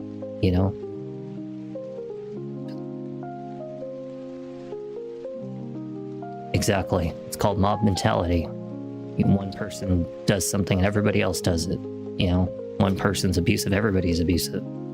And this is the thing, is that when I stream, I may not always be able to educate you every second, but I try to find moments in those games to educate you in some way, to teach you how to be stronger, more self-sustaining, to see things from a different perspective, beyond the box, think outside the box. Look at political things from a different perspective, look at life different, even relationships, friendships, all those things, deceit, because I spent my whole life watching people, studying things far beyond what most people ever have. At least I can do is share it, Not always going to be the most, agreeable because people have religions and stuff like that, or certain ways, but perhaps even somewhere down the road those words will hit you when the time is right. It'll be in the back of your mind and you'll remember about it, and like I said, I don't care what the hell people do, what people believe in. As long as I don't have any problems with them, they don't have any problems with me, then I don't give a shit. That's the way I live life. But it's like, I wanted to be a treasure hunter because I need to heal inside. You could see it in my eyes. There is no life in this eye, both of my eyes. It's not because I look tired, but on all of my streams, I'm very monotone, almost robotic, almost like AI, I have no life in my eyes, it's like I'm gone. And I feel gone already. But I need to heal from all the shit that I've been through. And I'm not going to get that in society. I need that somewhere out there. That's why I've been doing all this stuff. And someday I'm going to be streaming some things that are going to probably end up getting me in some very big, dangerous situations, like swimming in the ocean and going into caves and live streaming it, being in the middle of the woods, live streaming it, probably gonna end up fighting face to face with some predators. There's gonna be things that I'm going to experience in these things, and it does sound cool, right? but it's also very expensive, also very dangerous. We're talking $60,000 to $75,000 worth of equipment, from prospecting gear to digging gear to camping gear to to drones that don't have to be registered through the FAA. It has to be under like 250 grams or less, so that way it doesn't have to be registered to the FAA real tracking system, which means it's a ghost drone. There's going to be things like freaking detectors that are probably going to be like, 2,000-3,000 for very good ones. A rope ascender, a gas powered or electric rope ascender, usually 5,000-8,000, 10,000 just for a really good one. There's all kinds of things, parachutes.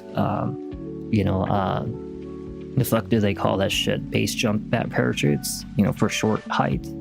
There's going to be a lot of things that I'm going to need, and it's going to be a hell of a journey. But gaming comes first, treasure hunting comes later, and whatever else comes beyond that. Someday I want to die. I want to be in space. I don't want to be buried in the same old shit as those disgusting cemeteries that you see all these people just living there, and there's homeless people everywhere around the cemeteries. It is not the way to die. If I'm going to die, I want to die where I want to die, which is out in the middle of nowhere, doing what I love, seeing life, and I know it's a big vision, but when you have no friends, no family, and they have been gone for 12, 13 years, your whole soul and your mind and your heart and your emotions are gone, you have to find a reason to live, something to make you happy. And that's what my heart tells me to do. That will find me that peace in life. It's not going to ever be through marriage, kids, family, because all that stuff is gone. It wasn't meant for me. What's meant for me is to use these abilities that I have, this tactics, knowledge, the survival, the widespread of professions that I do, to use that, because there's like a part of me inside that feels unsatisfied with myself for not doing what I know I'm capable of for the good, making a change in the world in my own positive ways, to try to get people to see things from a different viewpoint, be more loving and caring and kind, or at least respectful, if anything, to one another, instead of this morphed direction that everything's going, And it's just, to get people to be more caring for their own life, instead of involving it so much heavily into nonsense. Because one day you wake up 10, 15 years later and there's no one there for you. What's going to be left of you? You'll be thinking, oh, I'm too old now, I'm too late. Well, that's why I say start now. Instead of spending all your time watching useless shit like people doing dumb pranks and stuff on TikTok, do things that you're passionate of. Research it on the internet, spend time learning about things, make you a better person in the long run. Don't buy useless shit that's not going to help you in the long run. In the short term, save it and spend it on things that are going to help you in the long term. Like, look at all this streaming equipment. You think my job could afford it? No, I spent like 7-8 months to gather the $4,000 or $5,000 to build that laboratory that's going to generate money. All the streaming equipment, I took months to do audio, visual, everything properly on stream, which most streamers are too fucking lazy, if not don't give a shit about improving. I do, Like, you think I did this all in a short term, like I had the money? No, I spent reckless amounts of hours and days and weeks and months to save this, to starve myself almost borderline trying to get this all through. Because, it's like they say, if you can't sacrifice at least a month of your time, if not a year of your time, to suffer a little bit just to survive and look forward to a better life later, by investing or putting it towards your passion or stuff like that, then you'll never make it otherwise, because you have no self-control. If you can't teach yourself self-control, how the hell are you going to ever improve? It's a discipline to be an entrepreneur. Everybody thinks an entrepreneur is somebody that's like, oh, ambitious and stuff. No, an entrepreneur is a discipline, a set of skills, a set of experience, and rules. You follow those rules, the discipline, the skills, and the experience to a T because you've learned from your mistakes and you continue to improve from it. That is a true entrepreneur. Not somebody who's just out there doing Uber and fucking investing and wants to start their own business. That's not an entrepreneur. Okay. You know? And, you know, it's just, I know I have a lot to teach, but I'm not going to cram your brain in. But it's like, I should probably go make some food and try to, you know, rest up. But I really appreciate you guys, you know, sitting here to somehow get me to chat all of a sudden about life again. I don't know how I always get on these freaking subjects, but you know, it's just yeah, I'm gonna finish this on my own time, but hopefully by the next video when I start King Kong and stuff, it'll look all nice and stuff. But we'll see what happens. Either way, we should all get some rest. I know maybe some of you it's daytime, but for me it's like 4 something in the morning, 4:50 in the morning almost. I gotta work soon, or should I say sleep to work soon. But either way, I always appreciate you guys and your conversations with me. And yeah, I hope that someday I'll be able to find my niche, you know, continue to grow, eventually look and be as professional as John Wolf in Markiplier. You know, if it was one of my dreams in my world to ever meet somebody, it'd be the person who saved my life, unintentionally saved my life, is John Wolf. You know, I don't care if he's not the biggest person. I don't care if he's no longer relevant. But he, my ex, I'll actually go grab her photograph real quick.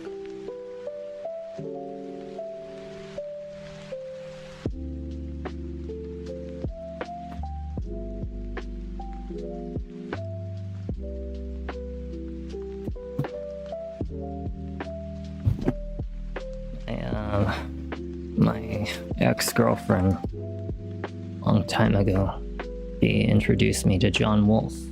You know, she was, you know, the love of my life. I was with her for almost 6 years, and the last stuff I have of her, you know, she used to draw all these little things for me, you know. Like, she always said that I was a little bunny. You know, she had all these little trinkets and everything that I kept from all the years that we were together. You know, just, I have more and more of these things in my closet, but she was the last partner I had. I have not dated anybody since then. I have not been intimate with anybody since then. You know, we broke up on Thanksgiving Day, but we just had our differences. You know, she wanted a different life. I wanted a different life. At the time, I was very wealthy at the time. I was probably on the peak of my ambition in life, being an entrepreneur. I was living off day trading for cryptocurrency. I didn't have to work, you know. I had a house, 3,500 square feet. It was like 3,200 square feet. You know, I had like 5 bedrooms, 3 bathrooms, and it was a massive backyard and everything. And, you know, she saw me go from this like very quiet, timid Korean girl, Japanese Korean girl, you know, because that's who I used to be, is very timid and shy and quiet and, you know, just all about like little cute things and everything. And I don't know, she brought the light out of me, and eventually something later brought out the other side of my personality, which is the tough side, the side of me that you know as today. And as that side started to come out, also did a lot of my hatred come out. my hatred for people, my hatred for the shit I went through, my chaotic side that can, I'm not the type to like be chaotic as in like throw dishes across the bedroom or scream and yell. No, that's not what I'm talking about. I'm talking about like actual like scary, kind of behavior. It's like it's just like very intense. Hey, how are you? How are you doing? Hatred literally made me change. I spent 15, no, actually, I don't know. I spent like 25 years in a dark room. Just looping memories in my mind of all the bad things I've gone through. Society being really shitty to me. All these kinds of things, and it morphed me over time. It was growing as a part of my nature as time went on, and eventually just hit this point where after she left, I snapped. Like I couldn't bring myself back to the cute, happy, charming, bubbly person I used to be. Now I'm me. And that's why I changed my name to Siri. It stands for Conquer, Indomitable, Rectify, Insurgent, Lead, Liberate, Annihilate. That's what Cirilla stands for, my whole name. The purple lotus, which is my middle name, Per Lotus, it stands for the Egyptian blue lotus. It's the word of enlightenment, because I did enlighten myself through meditation and became the person I am today. Yeah. No, not just alone, actually isolated. I spent 90% minimally of my whole life in this very same kind of situation. The bedroom, no people, no calls, no texts, no nothing. I was like this for a very long time. It felt like solitary confinement, if not a jail. And it's the only things I ever knew. The only amount of social interaction I ever had was when I was forced to go to school or, out to shopping for groceries or stuff like that. But 90% of my life I was spent indoors. Every holiday, every birthday was always alone. I never really actually had somebody celebrate my birthday like with people there, or holidays with people there until I met my ex, And I guess that's why I'm so disattached from people, why I feel like a robot, if not an AI. When I look at humans, depending on which side of my personality I am, whether it's my good side or my bad side. Well, it's not really my bad side, but my dead side. Whichever side it is can depend on the way that I react to a situation. My good side of me, like you see on streams when I'm happy and bubbly and stuff, that side of me is not capable of the things that I can do as my dead personality. Just like my dead personality cannot do what things I can do as a good person, my happy, bubbly side. And it's like a mental trigger. It's not something I can control. It just happens, and once it does, I stay like that until I snap out of it and switch to the other side. I'm like almost two different people. I have the same personality, but I just have completely opposite emotions and expressions and interests once it happens. My dead side of my personality, like now, only cares about things that are ambitious, such as treasure hunting, the space, the marine biology, engineering, electronics, stuff like that. But my other side of my personality has no interest whatsoever about these types of things. It's more about like cutesy things, art, shopping, whatever. I don't give a shit. Making friends, talking to people, having fun. It's something I can't do as this part of me. It's a mental trigger that triggers on its own. You know, if I was in my happy, bubbly side, I would not be able to defend my own life if I was in a situation. But when I'm like this, I'm capable of some incredibly out there things. And I have no part of me that can stop me from doing it. You know, I can't really explain it. It's like a complete shut down of being a human. And that's where I said that even though they say that scientifically it's not possible for someone to be a psychopath, I disagree. I believe that with enough trauma and enough, morphing of the brain, like over time when you're depressed or angry or stuff like that, it morphs your brain in ways that you cannot get back together. You know, your emotions change everything. Trauma can morph the part of your brain. It's like when you date somebody the first time versus dating the 25th person. The way that you love and break up versus the first person versus the 25th person, you can't ever go back to that feeling, you know, of how you experienced it when you were with your first love or your first breakup, because your brain chemistry has changed and altered. That's the same thing with trauma, depression, anger, stuff like that, is that some part of me, when I'm in my dead personality, has been completely stripped of anything that is like capable of feeling human emotion. And there's once I have like something in my mind, it's just dead on. You know, this is why I can do some things that I've done.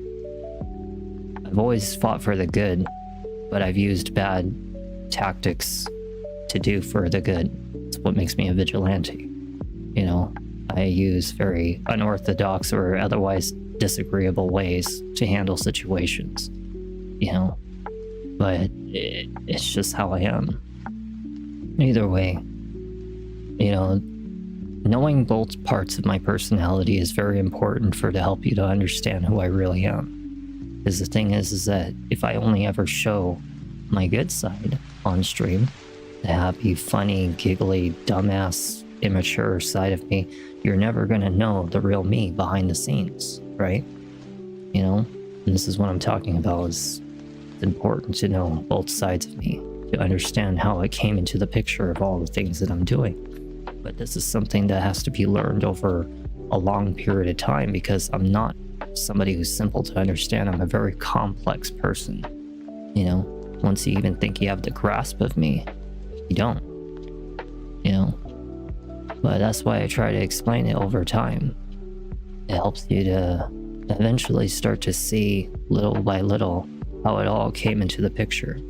You know, someday I die or something like that, and if I had a big name like John Wolf or whatever like that, you know, maybe people will actually pay attention and break down to an analytical way to create a video to, I don't know, construct how I became who I am, you know. But the thing is like, I try to do it while I'm alive, you know. And yeah,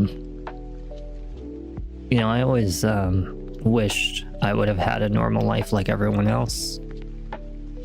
Family, friends, normal mindset, normal body. Didn't have to go through the things that I did. But what kind of person would I be if otherwise? I'd probably be no different from half of the women out there, airheaded, completely backwards, you know, nothing to do with the type of person you know me as today.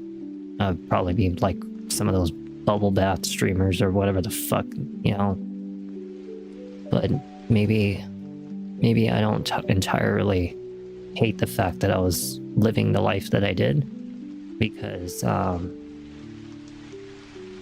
in this kind of fucked up backwards world, and I'm talking the whole fucking world, not just society, I'm talking about the system, the lifestyle, the beliefs, the way we treat people, the way people treat animals, the way people abuse social media by using their animals or their kids to create content. You don't get to see all the abusive shit that they do behind the scenes, like scolding their kid, like, you need to fucking make this video, blah blah blah, you need to smile, you need to do this. And then finally they capture the right image, the right video, and they post it online. But until then, you didn't see the other 40, 50 edits that they did behind the scenes to create that content, to make that kid smile at the right moment, or say the certain thing in the right moment, or the animal doing something in the right moment. Do you ever think about that? Do you ever think about that? Do you ever think about that every time you see someone cry on the camera for Instagram, that they're actually setting up their stream and making sure everything's right, and then they hit the record button and then they start crying and sobbing and everything? You ever think about that? You never do. But this is the thing, is that you don't see things from beyond the box. I do. I see past all the bullshit. Deceit is one of the biggest things that I can see right through, because I understand human behavior so well. I understand verbal, nonverbal, and both verbal communication to a degree that most people don't. This is why I break down things for you guys when I game, But the thing is like, it's just, maybe I don't totally regret being who I am today. Because in this kind of type of world, would I really care to want to be like some of those other girls out there with a normal life and normal friends and everything, and not be completely aware of what's going on, or want to? I don't know. In my nature, maybe I prefer being me. Even if it is lonely, even if it is sad, even if I die, a very depressing life out in the middle of nowhere, or otherwise, do my treasure hunting and somehow some crisis happens. I don't know. I don't regret one bit of it.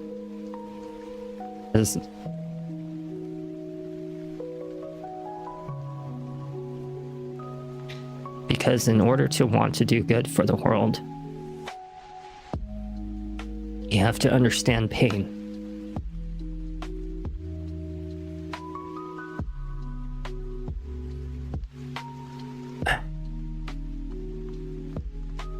How the hell are you supposed to help people if you don't understand pain?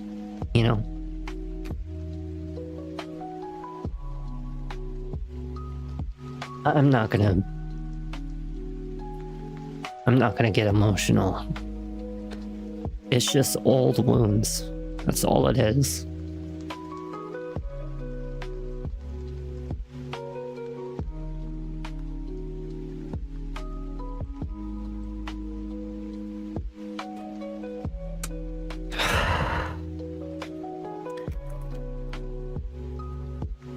She gave up on me because I drove her away.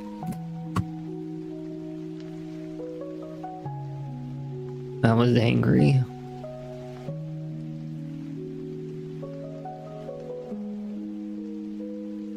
I was angry and I was judgmental. I was angry that she, I don't know, wanted a different life. But the thing is that she wasn't me. She was herself. That's the big mistake I made. Was trying to, I don't know, like have her be like me. Never ever do that shit. But either way, yeah.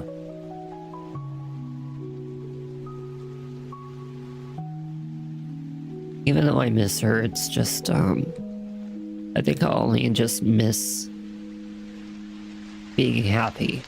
That's all. It's not that I miss her. I've learned to let go of her. Because, if you love someone enough, you let them go. I just miss what it felt like being happy. Alive again.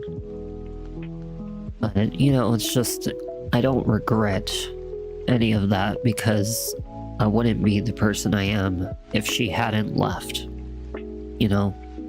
That's why I became Siri. That's why I put my middle name as Perlotus, which is enlightenment, because I have changed. You didn't see the person I was before. You don't want to. But now I'm trying to do things that are progressive, ambitious, helpful to people in my own way. May not always be the most agreeable way. Sometimes like this. But the thing is that I don't think that it's a bad thing. Because if someone out there is really going to go out there and, you know, try to make a change for people, you got to think about sacrifice. You know, a lot of people are too afraid to lose their freedom or their family or just other shit, you know, whatever it is. I don't know. For me, I don't have any of that stuff to lose. I should, I don't know. I should go clean up.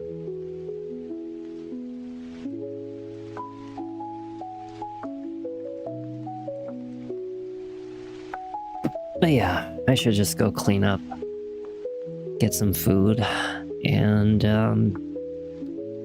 have a cigarette, you know? Got some of that done. And now I just gotta wait for the glue. I gotta order that. That way I can get these panels up and everything. But yeah, I didn't expect this. Freaking...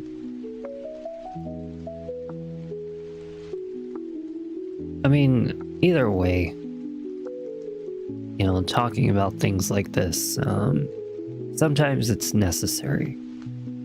In order to learn about people, you have to learn about these things.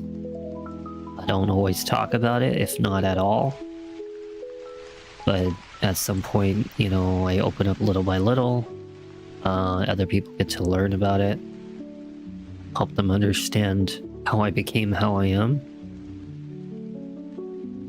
You know, why I tend to do the things I want to do in the future.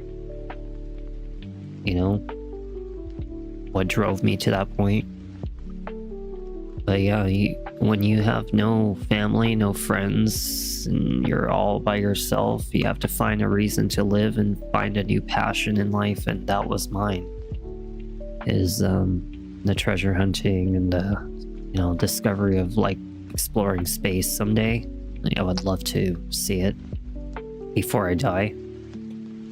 You know, just using my abilities out in the wilderness, you know, seeing places that people wouldn't go to that exist out there, you know, being around nature, seeing places that and things that you wouldn't even dream of, you know, that's real life right there, not TV, you know, not these fake scripted bullshit on the internet, but being out there to really see actual life outside of the city, outside of the system, you know, things outside of your comfort zone or what you're used to.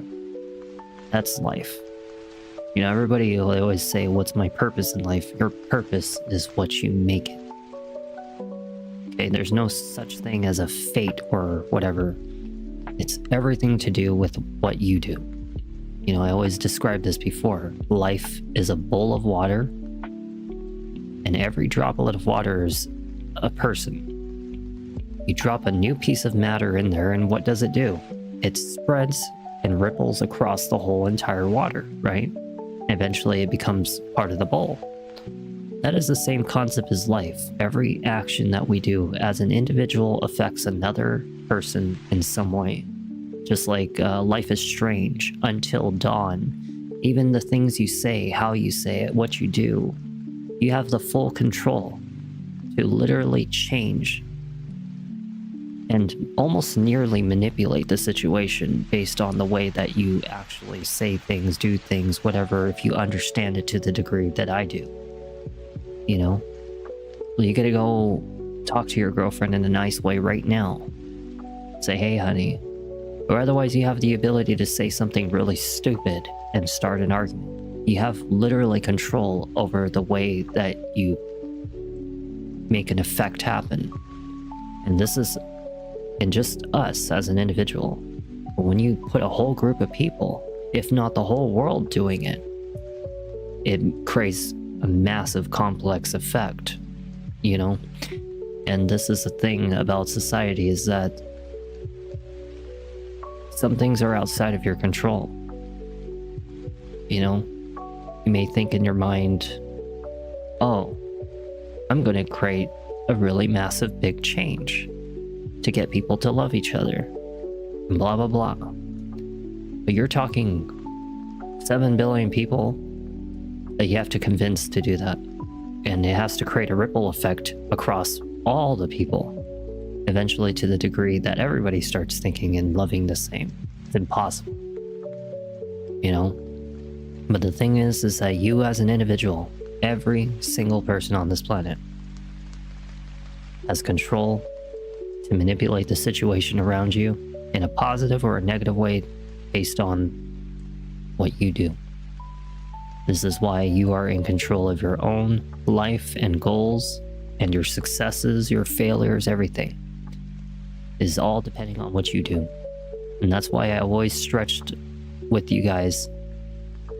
This is why I always stretch with you guys, anybody watching this video, that if you want to change for the better, you have to make the steps to get out there to do it. Spend your time researching and doing things behind the scenes to help you for the long run. You know, you are in control of it. But either way, try to get some rest. You know, I want to make some food and eat. It's really late. I didn't expect to be on this for this long. But I don't, you know, regret the talk. You know, I appreciated the talk. When I come back, you know, we'll be doing actual gaming streams. I probably won't be doing behind the scenes very much, you know. It's very rare for me to. But either way, I do thank you all for being here to listen. And I appreciate it. Thank you, Justin. But either way, I will see you guys in the next video. And I'll promise to get this done, you know. But you take care as well, and I will see you later, Justin, and anybody else who's there. Good night, everybody.